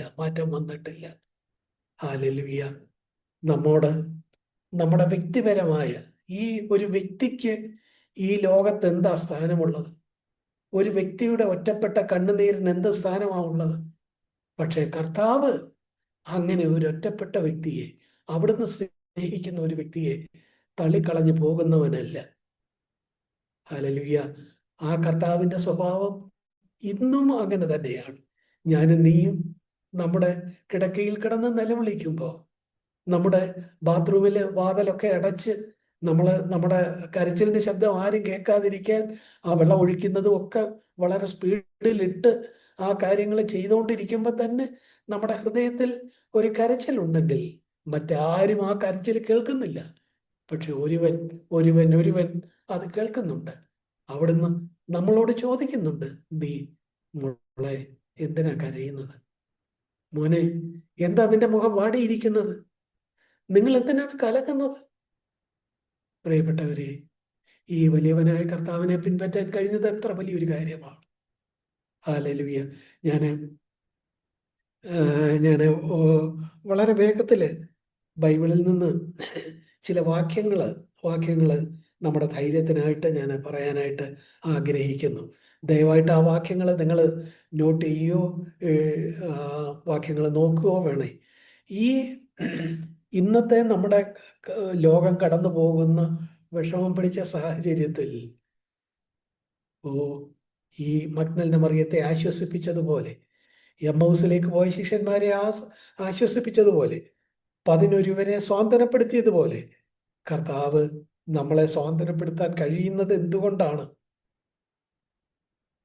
അവിടുന്ന് നമുക്ക് സങ്കല്പിക്കാനാകുന്ന എല്ലാ തരത്തിലുള്ള സ്നേഹബന്ധത്തിൻ്റെയും പൂർണ്ണത ഈ കർത്താവിലുണ്ട് എന്നുള്ളതാണ്. എന്ന് വെച്ചാൽ നമുക്കൊരു മനുഷ്യരെന്നുള്ള നിലയിൽ നമുക്ക് സങ്കല്പിക്കാൻ കഴിയുന്ന സ്നേഹബന്ധങ്ങളൊക്കെ എന്തൊക്കെയാണ്? ഒരു പിതാവിന് നമ്മോടുള്ള സ്നേഹം, നമ്മുടെ പിതാവിന് നമ്മോടുള്ള സ്നേഹം. ഓർക്കുന്നില്ലേ, നമ്മൾ ചെറുപ്പത്തിൽ 6 വയസ്സുള്ളപ്പോൾ സ്കൂളിലേക്ക് മെല്ലെ നടന്നു പോകുമ്പോൾ, ഇന്ന് ചെല്ലുമ്പോൾ സാറ് ആ കണക്കിൻ്റെ ചോദ്യം ചോദിക്കുകയും നമ്മളെ അടിക്കുമോ എന്നൊക്കെ വിഷമിച്ച് നിൽക്കുമ്പോൾ സ്കൂട്ടറിൽ വന്ന പിതാവ് നമ്മുടെ മുഖഭാവം കണ്ടുകൊണ്ട് നിർത്തി, മോനെ എന്തിനാ നീ വിഷമിക്കുന്നത് എന്ന് പറഞ്ഞ് നമ്മളെ കൂട്ടിക്കൊണ്ടു പോവുകയും നമുക്ക് ആ നിലയിൽ ഐസ്ക്രീം വാങ്ങിച്ചു തരികയും സ്കൂളിൽ കൊണ്ടാക്കി സാറിനോട്, സാറേ ഇന്നലെ അവന് സുഖമില്ലായിരുന്നു, അവന് അത് പഠിക്കാൻ പറ്റിയിട്ടില്ല, അവന് ദയവ് ചെയ്ത് ഉപദ്രവിക്കരുത് എന്ന് പറയുകയൊക്കെ ചെയ്ത ആ പിതാവിൻ്റെ സ്നേഹം. നമ്മളൊക്കെ കുഞ്ഞുങ്ങളായിരുന്നപ്പോൾ ഏതെല്ലാം നിലയിൽ നമ്മുടെ പിതാവിൻ്റെ സ്നേഹം അനുഭവിച്ചിട്ടുണ്ട്. ദൈവത്തിൻ്റെ സ്നേഹം പിതാവിൻ്റെ സ്നേഹം പോലെയാണ്. അതുപോലെ ഒരു അമ്മയുടെ സ്നേഹം, അമ്മ ഏതെല്ലാം നിലയിൽ നമ്മൾ ഓർത്ത് നോക്കുക. ആ അമ്മയുടെ സ്നേഹവും ദൈവത്തിൽ നമുക്ക് കാണാനായിട്ട് കഴിയും. ഒരു അപ്പൻ്റെയും അമ്മയുടെയും സ്നേഹം മാത്രമല്ല, ഒരു ഭർത്താവിൻ്റെ സ്നേഹം. ഭർത്താവ് സ്നേഹമുള്ള ഒരു കാന്തൻ തൻ്റെ ഭാര്യയോട് ചോദിക്കുന്ന, നിന്റെ മുഖം എന്താ വാടിയിരിക്കുന്നത്, എന്തിനാ വിഷമിക്കുന്നത് എന്ന് ചോദിക്കുന്ന ആ ഒരു ഭർത്താവ് ദൈവത്തെ ഭർത്താവായിട്ടും പറഞ്ഞിട്ടുണ്ട്. അപ്പൊ നോക്കുക, ദൈവത്തെ ഒരു പിതാവായിട്ട് പറഞ്ഞിട്ടുണ്ട്, ഒരു അമ്മയായിട്ട് പറഞ്ഞിട്ടുണ്ട്, അപ്പനും അമ്മയുമായിട്ട് പറഞ്ഞിട്ടുണ്ട്, ഭർത്താവായിട്ട്, ഒരു കാന്തനായിട്ട്, ഒരു മണവാളനായിട്ട് പറഞ്ഞിട്ടുണ്ട്, ഒരു ജ്യേഷ്ഠ സഹോദരനായിട്ട് പറഞ്ഞിട്ടുണ്ട്. ജ്യേഷ്ഠ സഹോദരൻ അനിയനെ ചേർത്ത് പിടിച്ച് റോഡ് ക്രോസ് ചെയ്യുകയും, നമ്മൾ ചെറുപ്പമായിരുന്നപ്പോൾ നമ്മുടെ മൂത്ത സഹോദരൻ, ഓർക്കുന്നുണ്ടോ? നമ്മുടെ ദൈവത്തെ ഒരു ജ്യേഷ്ഠ സഹോദരനായിട്ട് പറഞ്ഞിട്ടുണ്ട്. നമ്മുടെ കൗൺസിലറായിട്ടും ടീച്ചറായിട്ടും ഉപദേഷ്ടാവായിട്ടും ദൈവത്തെ പറഞ്ഞിട്ടുണ്ട്. നമ്മുടെ സൃഷ്ടാവായിട്ട്, വീണ്ടെടുപ്പുകാരനായിട്ട്, പേർ ചൊല്ലി വിളിക്കുന്നവനായിട്ട്, നമ്മളെ അനാഥരായിട്ട് വിടാതെ നമ്മളെ ചേർത്ത് പിടിക്കുന്നവനായിട്ട്, കൂടെ നടക്കുന്നവനായിട്ട്, നമ്മുടെ ആതിഥേയനായിട്ടൊക്കെ ബൈബിളിൽ ദൈവത്തെ പറഞ്ഞിട്ടുണ്ട്. ഞാൻ വളരെ വേഗത്തിൽ നമ്മുടെ ധൈര്യത്തിന് വേണ്ടി ആ വാക്യങ്ങൾ വളരെ വേഗത്തിൽ പറയാം. ദൈവത്തെ നമ്മുടെ പിതാവ് എന്നുള്ള നിലയിൽ പറഞ്ഞിരിക്കുന്ന ഭാഗങ്ങൾ, മത്തായി എഴുതിയ സുവിശേഷം 6-ാം അധ്യായം അതിൻ്റെ 6-ാമത്തെ വാക്യം കർത്താവായ യേശു തന്നെ പറഞ്ഞ വാക്യങ്ങളാണ്. നമ്മൾ നേരത്തെയും ചിന്തിച്ചു. രഹസ്യത്തിലുള്ള പിതാവിനോട് പ്രാർത്ഥിക്കുക. 6:6, 6:9 പിതാവേ എന്ന് വിളിക്കാൻ അവിടുന്ന് പഠിപ്പിച്ചു. അപ്പൊ മത്തായി 6:6 എന്താ പറയുന്നത്? ദൈവം നമ്മുടെ പിതാവാണെന്നാ പറയുന്നത്. സങ്കീർത്തനം 103:13 നോക്ക്. അപ്പന് മക്കളോട് കരുണ തോന്നുന്നത് പോലെ യഹോവയ്ക്ക് തൻ്റെ ഭക്തന്മാരോട് കരുണ തോന്നുന്നു. അപ്പന് മക്കളോട്. സങ്കീർത്തനം 103:13. മലാഖി 3:17 നോക്കുക. മകനെ ആദരിക്കുന്നത് പോലെ, ഒരു പുരുഷൻ തൻ്റെ മകനെ ആദരിക്കുന്നത് പോലെ ഞാൻ നിന്നെ ആദരിക്കും എന്ന് വെച്ചാൽ, വലിയവനായ ദൈവത്തിൻ്റെ മകനാണ് നമ്മൾ, മകളാണ് നമ്മൾ. 1 യോഹന്നാൻ 3:1 കാൺമീൻ നാം ദൈവമക്കൾ എന്ന് വിളിക്കപ്പെടുവാൻ പിതാവ് നമുക്ക് എത്ര വലിയ സ്നേഹം തന്നിരിക്കുന്നു. ഞാൻ വേറെയും ഒട്ടേറെ വാക്യങ്ങളുണ്ട്. നമ്മുടെ ഒരു ധൈര്യത്തിന് വേണ്ടി ഒരു 4 വാക്യങ്ങൾ ദൈവത്തെ പിതാവ് എന്ന് പറഞ്ഞിരിക്കുന്ന വാക്യങ്ങൾ മത്തായി 6:6, സങ്കീർത്തനം 103:13, മലാക്കി 3:17, 1 യോഹന്നാൻ 3:1 ഈ വാക്യങ്ങളാണ് പറഞ്ഞത്. പ്രിയമുള്ളവരെ, ദൈവം നമ്മുടെ പിതാവാണ്. അവിടുന്ന് നമ്മുടെ അമ്മയാണ്. യെശയ്യാവ് 49:15 നോക്കുക. ഒരു സ്ത്രീ കുഞ്ഞിനെ മറക്കുമോ? അവർ മറന്നാലും ഞാൻ നിന്നെ മറക്കുകയില്ല. യെശയ്യാവ് 49:15. ഒരു സ്ത്രീ, ഒരു പ്രസവിച്ച സ്ത്രീ ഒരിക്കലും തൻ്റെ കുഞ്ഞിനെ മറക്കുകയില്ല. അഥവാ അവൾ മറന്നാലും ഞാൻ നിന്നെ മറക്കുകയില്ല എന്ന് വലിയവനായ ദൈവം പറയുമ്പോൾ അവിടുന്ന് ഒരു അമ്മയെക്കാളും നമ്മെ സ്നേഹിക്കുന്നു എന്നാണ് അവിടെ നിന്ന് പറയുന്നത്. അതുപോലെ സങ്കീർത്തനം 27:10, എൻ്റെ അപ്പനും അമ്മയും എന്നെ ഉപേക്ഷിച്ചിരിക്കുന്നു, എങ്കിലും യഹോവ എന്നെ ചേർത്തുകൊള്ളു. കണ്ടോ? അപ്പൊ പിതാവിൻ്റെ സ്നേഹം, ഒരു അമ്മയുടെ സ്നേഹം. ഇവിടെ 27-ാം സങ്കീർത്തനം 10-ാമത്തെ വാക്യത്തില് അപ്പനും അമ്മയും രണ്ടുപേരുടെയും സ്നേഹത്തെ കവിയുന്ന സ്നേഹമാണ് ദൈവത്തിൻ്റെ സ്നേഹം എന്നാണ് പറയുന്നത്. ഒരു കാന്തന്റെ ഭർത്താവിൻ്റെ സ്നേഹം, അത് യിരെമ്യാവ് 3:14, ഞാനല്ലോ നിങ്ങളുടെ ഭർത്താവ്. യെശയ്യാവ് 62:4-5, മണവാളൻ മണവാട്ടിൽ സന്തോഷിക്കുന്നത് പോലെ ദൈവം നിന്നിൽ സന്തോഷിക്കും. ഉത്തമഗീതത്തില് നമുക്കറിയാം ദൈവത്തെ ഒരു മണവാളനെ പോലെ പറഞ്ഞിരിക്കുന്നു. വെളിപ്പാടില് നമുക്കറിയാം ദൈവം ഒരു മണവാളനോട് ആ നിലയിൽ പരിചയപ്പെടുത്തുന്നു. യിരെമ്യാവ് 3:14, യെശയ്യാവ് 62:4-5. അപ്പൊ നമ്മൾ ഇതേവരെ പറഞ്ഞത് എന്താ? പിതാവിൻ്റെ സ്നേഹം പോലുള്ള സ്നേഹമാണ്, അമ്മയുടെ സ്നേഹം പോലുള്ള സ്നേഹമാണ്, അപ്പൻ്റെയും അമ്മയുടെയും സ്നേഹത്തെ കവിയുന്ന സ്നേഹമാണ്, ഒരു ഭർത്താവിൻ്റെ സ്നേഹം പോലെയാണ്. യിരെമ്യാവ് 3:14, യെശയ്യാവ് 62:4-5. ഒരു ജ്യേഷ്ഠ സഹോദരന്റെ സ്നേഹം, റോമർ 8:29, തൻ്റെ പുത്രൻ അനേക സഹോദരന്മാരിൽ ആദ്യജാതനാകുന്നു എന്ന് വെച്ചാൽ നമ്മുടെ ജ്യേഷ്ഠ സഹോദരനാണ്. റോമർ 8:29. യോഹന്നാൻ 17:21, നീ എന്നെ സ്നേഹിക്കുന്ന പോലെ അവരെയും ഞാൻ സ്നേഹിക്കുന്നു എന്ന് യേശു പിതാവിനോട് പറയുകയാണ്. എന്ന് വെച്ചാൽ അവരുടെ ഒരു മുതിർന്ന സഹോദരനെ പോലെ ഞാൻ അവരെ സ്നേഹിക്കുന്നു. അപ്പോൾ ഒരു ജ്യേഷ്ഠനെ പോലെയാണ് കർത്താവ് നമുക്ക്. റോമർ 8:29, യോഹന്നാൻ 17:23. അവിടുന്ന് നമുക്കൊരു ഉപദേഷ്ടാവാണ്, കൗൺസിലറാണ്.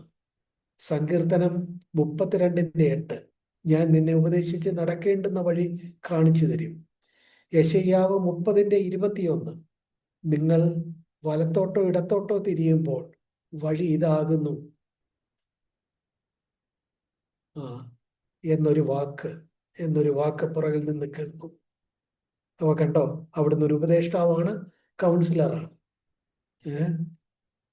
അതുപോലെ തന്നെ അവിടുന്ന് നമ്മുടെ സൃഷ്ടാവാണ് എന്ന് പറയുന്ന വാക്യം യെശയ്യാവ് 43:1 വാക്യം.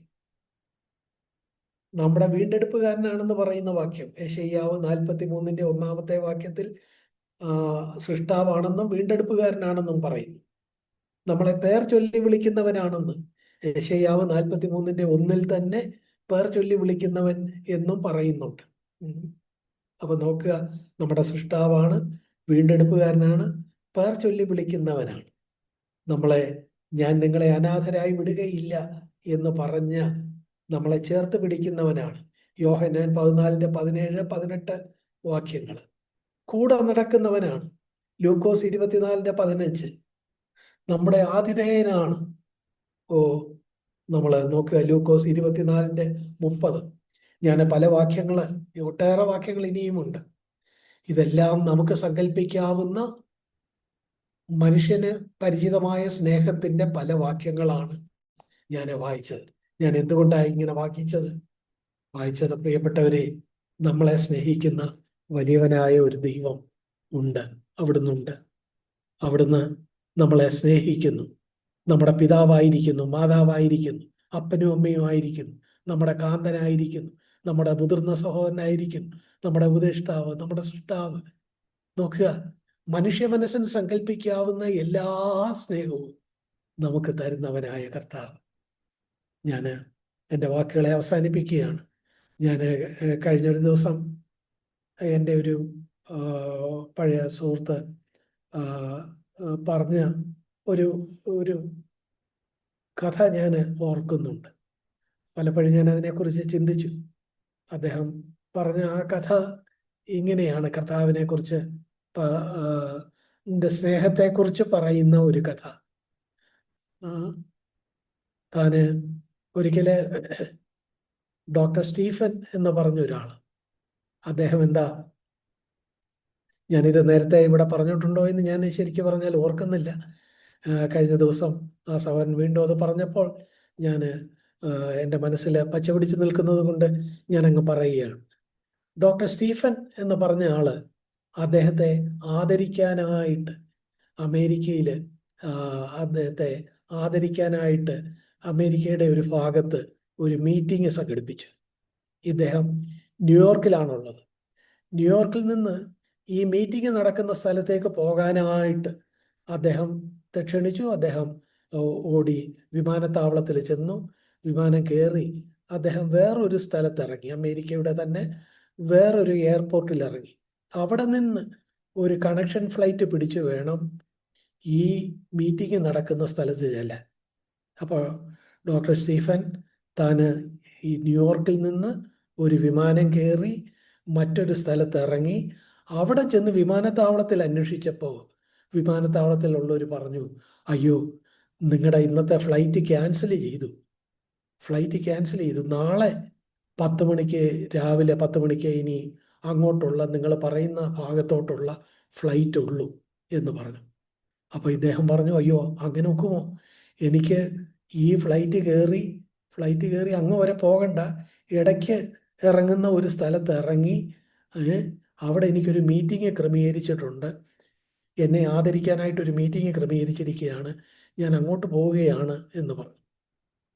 ഉടനെ എയർപോർട്ടിലുണ്ടായിരുന്ന അദ്ദേഹത്തെ പരിചയമുണ്ടായിരുന്ന ഒരാൾ പറഞ്ഞു, ഒരു കാര്യം ചെയ്യേ, നിങ്ങളിപ്പം നാളെ രാവിലെ വരെ വെയിറ്റ് ചെയ്ത് ഒരു വിമാനം പിടിച്ച് അടുത്ത എയർപോർട്ടിൽ ഇറങ്ങിയാൽ, നിങ്ങളുടെ മീറ്റിംഗ് നടക്കുന്ന സ്ഥലത്ത് ഇറങ്ങിയാൽ അങ്ങനെ പോകാനായിട്ട് കാത്തു നിന്ന് നിങ്ങളുടെ സമയം പോകും. അതുകൊണ്ട് ഇപ്പം ഒരു കാര്യം ചെയ്യും, ഇവിടെ നിന്ന് ഈ നിങ്ങളുടെ മീറ്റിംഗ് നടക്കുന്ന സ്ഥലത്തേക്ക് ഒരു 3 മണിക്കൂർ യാത്രയേ ഉള്ളൂ. 3 മണിക്കൂർ യാത്രയേ ഉള്ളൂ. നിങ്ങൾ ഇവിടുന്ന് ഒരു ടാക്സി അല്ലെങ്കിൽ ഒരു വണ്ടി പിടിച്ച് നിങ്ങൾ തന്നെ ഡ്രൈവ് ചെയ്ത് 3 മണിക്കൂർ കൊണ്ട് നിങ്ങൾക്ക് അവിടെ എത്താമല്ലോ. അല്ലാതെ ഇവിടെ വെയിറ്റ് ചെയ്താൽ നാളെ ഉള്ളൂ വിമാനം. അപ്പോൾ അദ്ദേഹം വിചാരിച്ചു അത് ശരിയാണല്ലോ. അദ്ദേഹം ഒരു വണ്ടി എടുത്ത് അദ്ദേഹം തന്നെ ഡ്രൈവ് ചെയ്ത് ഈ മീറ്റിംഗ് നടക്കുന്ന ടൗണിലേക്ക് പോയി. പക്ഷെ അദ്ദേഹം ഡ്രൈവ് ചെയ്ത് കുറച്ച് 1 മണിക്കൂർ, 1 2 3 മണിക്കൂർ മാത്രം യാത്ര ചെയ്ത് അവിടെ എത്താവുന്നതാണ്. എന്നാൽ അത്രയും ദൂരം യാത്ര ചെയ്ത് പോകുന്നതിനിടയിൽ പെട്ടെന്ന് 1 മണിക്കൂർ കഷ്ടിച്ച് അദ്ദേഹം ഡ്രൈവ് ചെയ്തപ്പോഴേക്കും ആകാശം ഇരുണ്ടു, കാർമേഘാവൃതമായി, മഴ പെയ്യുന്ന മട്ടായി, മഞ്ഞ് വീഴാൻ തുടങ്ങി. അദ്ദേഹം ഓടിച്ചു പോകുമ്പോൾ അദ്ദേഹത്തിന് വഴി തെറ്റി. അദ്ദേഹം വലത്തോട്ട് പോകുന്ന വഴിക്ക് വലത്തോട്ട് അദ്ദേഹത്തിൻ്റെ മീറ്റിംഗ് നടക്കുന്ന ആ ടൗണിലേക്ക് തിരിയേണ്ടതിന് പകരം അദ്ദേഹം നേരെ അങ്ങ് ഓടിച്ചു പോയി. കുറച്ച് കഴിഞ്ഞപ്പോൾ അദ്ദേഹത്തിന് മനസ്സിലായി വഴി തെറ്റി, ഇരുട്ടുമായി, പെട്ടെന്ന് മഴ പെയ്യുന്ന പോലെ, അതുപോലെ മഞ്ഞ് വീഴാൻ തുടങ്ങുന്നു. അദ്ദേഹം ആകെ വിഷമിച്ചു. എന്താ ചെയ്യേണ്ട, വഴിയും അറിഞ്ഞുകൂടാ. ഏതായാലും വഴി തെറ്റിയെന്ന് മനസ്സിലായി. ഇത് അപരിചിതമായ ഒരു സ്ഥലത്ത് എത്തിയിരിക്കുന്നു. അദ്ദേഹം നോക്കിയപ്പോൾ ഒരു വീട് കണ്ടു, ഒറ്റപ്പെട്ട ഒരു വീട് കണ്ടപ്പോൾ അദ്ദേഹം അവിടെ വണ്ടി നിർത്തി ആ വീട്ടുകാരോട് ചോദിക്കാമെന്ന് വെച്ച് ഓടി ചെന്ന് ആ വാതിലെ മുട്ടിയപ്പം ഒരു പ്രായമായ അമ്മച്ചി വാതിൽ തുറന്നു. അദ്ദേഹത്തെ ഉള്ളിലേക്ക് സ്വീകരിച്ചു. അപ്പോൾ ഈ ഡോക്ടർ ചോദിച്ചു, അമ്മച്ചി, എനിക്ക് ഇന്ന ടൗണിലാണ് പോകേണ്ടത്, അവിടോട്ട് പോകുന്ന വഴിക്ക് എനിക്ക് വഴി തെറ്റി, ഇവിടുന്ന് എത്ര ദൂരമുണ്ട്, ഇതിലെയാണ് തിരിയേണ്ടത്, വല്ലതും അമ്മച്ചിക്ക് അറിയാമോ? അമ്മച്ചി പറഞ്ഞു, എൻ്റെ മോനെ എനിക്ക് പറഞ്ഞു തരാനൊന്നും അറിഞ്ഞുകൂടാ, ഞാൻ ഇത്രയും പ്രായമായി, എനിക്ക് അറിഞ്ഞുകൂടാ. നീ ഏതായാലും വന്നല്ലോ, ഇരിക്കെ, ഞാൻ നിനക്ക് ചൂട് ചായ തരാം എന്ന് പറഞ്ഞ് ഈ പ്രായമായ അമ്മച്ചി ഈ ഡോക്ടറെ അവിടെ മുൻപിലെ കസേരയിലെ തൻ്റെ മുറിയിലെ ആ, ആ, ഒരു മുറി മാത്രമുള്ള, അടുക്കളയും മാത്രമുള്ള ഒരു ചെറിയ വീടാണ്. ആ വീട്ടിൽ ഇരുത്തി ഈ അമ്മ ആ, നല്ല ചൂട് ചായ ഉണ്ടാക്കി കൊണ്ടുവന്ന് കൊടുത്തു, ബിസ്ക്കറ്റും കൊടുത്തു. അത് കൊടുത്തപ്പോൾ ഈ ഡോക്ടർ ആ വീട് നോക്കിയപ്പോൾ ഈ അമ്മച്ചി തന്നെ ഉള്ളൂ എന്ന് തോന്നി. അപ്പോഴുണ്ട് ചായ കൊടുത്തേച്ച അമ്മച്ചി ഓടി ചെന്ന് ഒരു ചെറിയ തൊട്ടില്, ആ തൊട്ടിലെ പിടിച്ചുകൊണ്ട് പ്രാർത്ഥിക്കുന്നു. വേറെ ആരുമില്ല, ഈ അമ്മ മാത്രമേ ഉള്ളൂ. ഈ തൊട്ടിലെ പിടിച്ചുകൊണ്ട് പ്രാർത്ഥിക്കുന്നു. കുറച്ചു നേരം പ്രാർത്ഥിച്ചേച്ച് കരഞ്ഞുകൊണ്ട് വന്ന് അടുക്കളയിൽ ചെന്ന് പിന്നെ ചൂട് ചായ പകർന്ന് ഈ ഡോക്ടർക്ക് കൊണ്ട് കൊടുക്കുന്നു. അപ്പോൾ പിന്നെയും ചെന്ന് ആ തൊട്ടിലെ പിടിച്ച് പ്രാർത്ഥിക്കുന്നു. അപ്പോൾ ഈ ഡോക്ടർ വിചാരിച്ചു അമ്മച്ചിക്ക് എന്തോ സാമ്പത്തികമായ ആവശ്യമുണ്ട്, സാമ്പത്തിക ആവശ്യമുണ്ട്. തൊട്ടിലിൽ കിടക്കുന്നത് അമ്മച്ചിയുടെ കൊച്ചുമോനോ വല്ലോ ആയിരിക്കും. അങ്ങനെ വല്ല ഉള്ള കുഞ്ഞിന് പാല് വാങ്ങിക്കാനോ ഒന്നും ഇല്ലാത്തതുകൊണ്ട് അമ്മച്ചി ചെന്ന് പ്രാർത്ഥിക്കുകയോ മറ്റോ ആണ്. ഏതായാലും എനിക്ക് ചൂട് ചായയൊക്കെ തന്നല്ലോ, ഞാൻ ഇനിയിപ്പം ഉടനെ തന്നെ ഇവിടുന്ന് ഇറങ്ങാം. ഇറങ്ങി വേറെ ആരോടെങ്കിലും വഴി ചോദിച്ച് ആ മീറ്റിംഗ് സ്ഥലത്തേക്ക് 2 മണിക്കൂർ കൊണ്ട് ഓടിച്ചെത്താനായിട്ട് കഴിയും. ഇല്ലെങ്കിൽ അല്പം താമസിച്ചാലും അവർ സാരമാക്കുകയില്ല, അവരത് തന്നോളും. ഏതായാലും ഈ അമ്മച്ചിക്ക് പോകുന്നതിന് മുമ്പ് അവർ ഇത്രയും കാര്യമായിട്ട് എന്നെ സ്വീകരിച്ചല്ലോ, എൻ്റെ കയ്യിലുള്ള കുറച്ച് പൈസ അവർക്ക് കൊടുക്കണം എന്നൊക്കെ ഈ ഡോക്ടർ തീരുമാനിച്ചു. അദ്ദേഹം തീരുമാനിച്ച് അവസാനം ഈ അമ്മച്ചിയെ വിളിച്ചു. അമ്മച്ചി, ഞാൻ പോവുക. എന്താ പറ്റി? അമ്മച്ചിയുടെ കുഞ്ഞിന് കുഞ്ഞിന് പാല് വാങ്ങിക്കാൻ കാശ് വേണ്ട, ഞാൻ കുറച്ച് പൈസ തരാം എന്ന് പറഞ്ഞ് താനെ പേഴ്സ് എടുത്തു. അപ്പോൾ അമ്മച്ചി പറഞ്ഞു, അയ്യോ പൈസയൊന്നും വേണ്ട, പൈസയൊന്നും വേണ്ട. കുഞ്ഞിന് പാല് വാങ്ങിക്കാത്തോണ്ടല്ല, കൊച്ചിന് കുഞ്ഞിന് സുഖമില്ല, കുഞ്ഞിന് സുഖമില്ല. കുഞ്ഞിന് അപ്പോൾ ഡോക്ടർ ചോദിച്ചു, എന്താ എന്താ? എൻ്റെ കുഞ്ഞിന് സുഖമില്ല, ഞാൻ അവന് വേണ്ടി പ്രാർത്ഥിക്കുകയായിരുന്നു. ഈ കുഞ്ഞിന് ഒരു പ്രത്യേകതരം ക്യാൻസർ എന്നാണ് ഡോക്ടർമാർ പറഞ്ഞത്. ക്യാൻസർ ആണെന്ന് ചിലർ പറഞ്ഞു. അപ്പോൾ ഞാൻ മനസ്സിലാക്കിയത് അവിടെ ഈ കുഞ്ഞിൻ്റെ ഈ ക്യാൻസറിന് മരുന്ന് ഒന്നും ഇല്ല. എന്നാൽ ഇപ്പോൾ ഒരു ഡോക്ടർ ഈ കുഞ്ഞിൻ്റെ ക്യാൻസറിനുള്ള മരുന്ന് കണ്ടുപിടിച്ചു എന്നൊക്കെ വായിക്കാനിടയായി.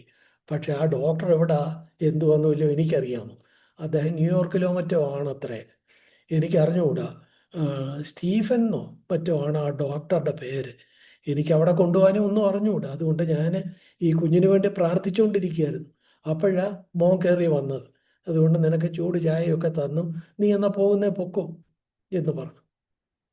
ഉടനെ തന്നെ ഈ ഡോക്ടർ പൊട്ടിക്കരഞ്ഞു. എന്നിട്ട് ഡോക്ടർ പറഞ്ഞു, അമ്മച്ചി, ആ ഡോക്ടർ ഞാനാ. ന്യൂയോർക്കിലെ ആ സ്റ്റീഫൻ എന്നുള്ള ഡോക്ടർ ആ ക്യാൻസറിനുള്ള പ്രത്യേക മരുന്ന് കണ്ടുപിടിച്ചതിന് എന്നെ വൈദ്യലോകം ഇന്ന് ആ നിലയിൽ ഇവിടെ നിന്ന് 2 മണിക്കൂർ അകലെയുള്ള ആ പട്ടണത്തിൽ വെച്ച് എനിക്ക് സ്വീകരണം തരിക. ആ സ്വീകരണത്തിന് പോകാനായിട്ട് ഞാൻ ഇറങ്ങി. പക്ഷെ അമ്മച്ചിയുടെ പ്രാർത്ഥന കേട്ട് വലിയവനായ ദൈവം എന്തോ ചെയ്തു, എൻ്റെ ഈ അടുത്തുള്ള ടൗണിൽ നിന്നുള്ള അങ്ങോട്ടുള്ള കണക്ഷൻ ഫ്ലൈറ്റ് ക്യാൻസൽ ചെയ്തു, ദൈവം ക്യാൻസൽ ചെയ്തു. എന്നിട്ട് ദൈവം എന്ത് ചെയ്തു, എൻ്റെ വണ്ടി ഓടി വന്നപ്പോൾ ഓ അവിടെ മേഘാവൃതമാക്കി, ആകാശം മേഘാവൃതമാക്കി മഴയും മഞ്ഞും കൊണ്ടു ആ നിലയിൽ എന്നെ വഴിതെറ്റിച്ച് അമ്മച്ചിയുടെ കുഞ്ഞിൻ്റെ മുമ്പിൽ എന്നെ കൊണ്ടുവന്നു. ഇത്ര വലിയൊരു സ്നേഹവാനായ ഒരു ദൈവമാണല്ലോ അമ്മച്ചിക്ക് ഉള്ളത്. അമ്മച്ചി പേടിക്കണ്ട, ദൈവം എന്നെ ഇവിടെ കൊണ്ടുവന്നപ്പോൾ ഞാനിനി ഈ കുഞ്ഞിനെ ഉപേക്ഷിക്കുകയില്ല. ഞാൻ ആ കുഞ്ഞിൻ്റെ ക്യാൻസറിൻ്റെ കാര്യങ്ങൾ ഞാൻ ചെയ്തോളാം, അതിനുള്ള മരുന്നാണ് ഞാൻ കണ്ടുപിടിച്ചത്, ഞാൻ ഏറ്റു എന്ന് പറഞ്ഞു. ഇതൊരു കഥയാണ്. പക്ഷെ നോക്കുക, ഒരൊറ്റപ്പെട്ട അമ്മ എവിടെയോ ഇരുന്ന് കരഞ്ഞ ആ കരച്ചിലിൻ്റെ ശബ്ദം എവിടെ കേട്ടു? സ്വർഗത്തിൽ കേട്ടു. ഒരു ഡോക്ടറെ വിമാനത്തെ ദൈവം തന്നെ ക്യാൻസൽ ചെയ്തു. എന്നിട്ട് അദ്ദേഹത്തെ വഴിതെറ്റിച്ചു. കൃത്യം ആ വീട്ടിന് മുമ്പിൽ കൊണ്ടുവന്നു. അദ്ദേഹത്തെ ആ വീട്ടിലേക്ക് കൊണ്ടുവന്നു. ഈ അമ്മ പറയുന്നു, മോനെ, എനിക്ക് അറിഞ്ഞുകൂടാ, ഡോക്ടർ സ്റ്റീഫൻ എന്നോ മറ്റോ ആ പേര്, പക്ഷെ എനിക്ക് വല്ലതും അറിയാമോ? ന്യൂയോർക്കിലോ മറ്റോ ആണ് അദ്ദേഹത്തിൻ്റെ വീട്. പക്ഷെ എൻ്റെ കുഞ്ഞിന് സുഖമില്ല, ഞാൻ എൻ്റെ സ്വർഗീയ അപ്പച്ചനോട് പറയുക. ആ സ്വർഗീയ അപ്പച്ചൻ ആ വാക്കുകൾ കേട്ടു. അവിടുന്ന് എന്ത് ചെയ്തു? ആ ഡോക്ടറെ ഈ അമ്മ ഏത് ഡോക്ടറെ ഓർത്ത് പ്രാർത്ഥിച്ചോ, തൻ്റെ കുഞ്ഞിന് വേണ്ടി പ്രാർത്ഥിച്ചു, ആ ഡോക്ടറെ കൃത്യം തൻ്റെ വീട്ടിൽ കൊണ്ടുവന്നു. പ്രിയപ്പെട്ടവരെ, കഥ ഇവിടെ അവസാനിക്കുന്നു. പക്ഷേ കാര്യം തുടർന്നും നിലനിൽക്കുന്നു. നമ്മളെ സ്നേഹിക്കുന്ന വലിയവനായ ഒരു ദൈവം അവിടുന്ന് എന്ത് ചെയ്യും? നമ്മുടെ ജീവനും ഭക്തിക്കും വേണ്ടതെല്ലാം അവിടുന്ന് ചെയ്യും. ഹല്ലേലൂയ. നമ്മുടെ ജീവിതത്തിന് വേണ്ടതെല്ലാം അവിടുന്ന് ചെയ്യും. നമ്മുടെ ഭക്തിക്ക് വേണ്ടതെല്ലാം അവിടുന്ന് ചെയ്യും. ഹല്ലേലൂയ. ഈ വലിയ ദൈവത്തെ നമുക്ക് സ്നേഹത്തോടെ പിൻപറ്റാം. നമുക്ക് അവനായിട്ട് ജീവിക്കാം. നമ്മുടെ ശിഷ്ടായുസ് സമ്പൂർണമായിട്ടും അവനായിട്ട് ഏൽപ്പിച്ചു കൊടുക്കാം. ഈ വചനങ്ങളാൽ ദൈവം നമ്മെ അനുഗ്രഹിക്കട്ടെ. ആമേൻ. പ്രിയമുള്ളവരെ, നമുക്ക് പ്രാർത്ഥിക്കാം. നമ്മൾ ഇന്ന് സന്ധ്യയിൽ നമ്മൾ ഒന്നിച്ച് കേട്ടത്, നമ്മൾ ചിന്തിച്ചത്, വലിയവനായ ദൈവം അവിടുന്ന് ഈ ലോകത്തിൽ എന്തെല്ലാം നടന്നാലും, യുദ്ധങ്ങളായാലും പല നിലയിലുള്ള പ്രശ്നങ്ങളായാലും എന്തെല്ലാം ഉണ്ടായാലും, നമ്മുടെ ഒറ്റപ്പെട്ട കണ്ണുനീര് അതിനെ അവിടുന്ന് മറികടന്നു പോവുകയില്ല. മഗ്ദലന മറിയത്തോട് ചോദിച്ചു, നീ എന്തിനാ കരയുന്ന സ്ത്രീയെ, നീ എന്തിനാ കരയുന്നു? എമ്മൗസിലേക്ക് പോയ ശിഷ്യന്മാരോട് ചോദിച്ചു, നിങ്ങളുടെ മുഖം എന്തിനാ വാടിയിരിക്കുന്നത്? നിങ്ങൾ എന്തിനാണ് തർക്കിക്കുന്നത്? താൻ 11 പേരോട് ചോദിച്ചു, നിങ്ങൾ കലങ്ങുന്നത് എന്തിനാണ്? സഹോദര സഹോദരി, എൻ്റെയും നിൻ്റെയും കണ്ണുനീരിനെ അവിടുന്ന് അവഗണിക്കുകയില്ല. നമ്മുടെ ജീവിതത്തിന് വേണ്ടത്, നമ്മുടെ ഭക്തിക്ക് വേണ്ടത് അവിടുന്ന് ചെയ്യും. ഈ വലിയവനായ ദൈവത്തെ നമുക്ക് സ്നേഹത്തോടെ നമ്മുടെ ശിഷ്ടായുസിൽ പൂർണ്ണമായിട്ട് സമ്പൂർണമായിട്ട് കർത്താവിനെ സേവിച്ച് കർത്താവിൻ്റെ മക്കളായിട്ട് നമുക്ക് ജീവിക്കാം. Hallelujah, hallelujah, hallelujah, hallelujah, hallelujah. നമുക്ക് പ്രാർത്ഥിക്കാം. ഞങ്ങളെ അതിവാത്സല്യമായിട്ട് സ്നേഹിക്കുന്ന ഞങ്ങളുടെ സ്വർഗീയ പിതാവേ, കർത്താവേ, ഞങ്ങൾ ഒന്നിച്ച് ഞങ്ങൾക്ക് ഈ രാത്രിയിൽ തന്ന സമയത്തിനായിട്ട് സ്തോത്രം. കർത്താവേ, ലോകത്തിലെ പല നിലയിലുള്ള സംഭവങ്ങൾ, യുദ്ധങ്ങൾ, പല കാര്യങ്ങൾ നടക്കുമ്പോൾ അതിൻ്റെ മുമ്പാകെ ഞങ്ങൾ ചഞ്ചലിച്ചു പോകാതെ ഞങ്ങളെ സ്നേഹിക്കുന്ന വലിയവനായ സ്വർഗസ്ഥനായ പിതാവ്, അവിടുന്ന് ഞങ്ങളുടെ സ്വർഗീയ പിതാവാണ് എന്നുള്ള ബോധ്യത്തോട് അങ്ങയോട് ചേർന്ന് നിൽപ്പാൻ ദൈവമേ ഞങ്ങളെ അവിടുന്ന് സഹായിക്കണേ. അവിടുന്ന് ഞങ്ങളെ ഒരു പിതാവിനെ പോലെ സ്നേഹിക്കുന്നു, ഒരു അമ്മയെ പോലെ സ്നേഹിക്കുന്നു, ഒരു ജ്യേഷ്ഠ സഹോദരനെ പോലെ സ്നേഹിക്കുന്നു, ഒരു ഭർത്താവിനെ പോലെ സ്നേഹിക്കുന്നു.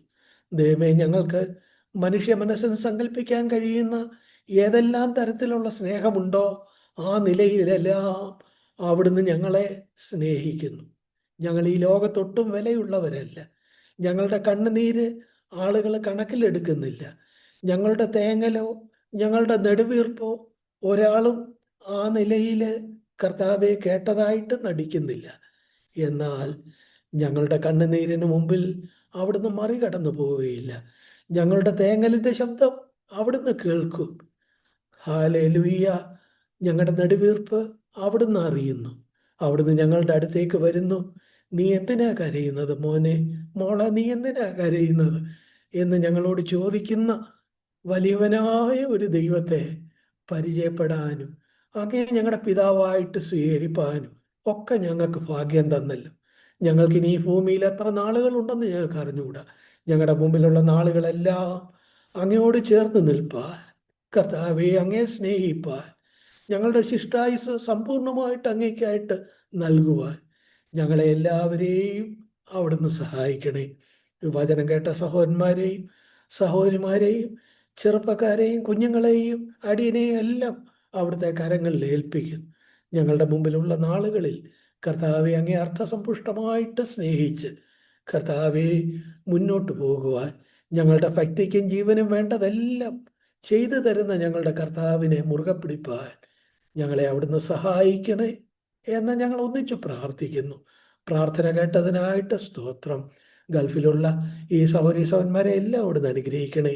അവരുടെ ആവശ്യങ്ങളോട് കൂടെ ഇരിക്കണേ. സഭയായിട്ട് അവരെ മുന്നോട്ട് നടത്തണമേ. സകല മാനവും മഹത്വം അവിടുത്തേക്ക് യേശു കർത്താവിൻ്റെ വിലയേറിയ നാമത്തിൽ അപേക്ഷിക്കുന്നു. കൃപയുണ്ടായി കേൾക്കുമാറാകണമേ. ആമേൻ, ആമേൻ, ആമേൻ.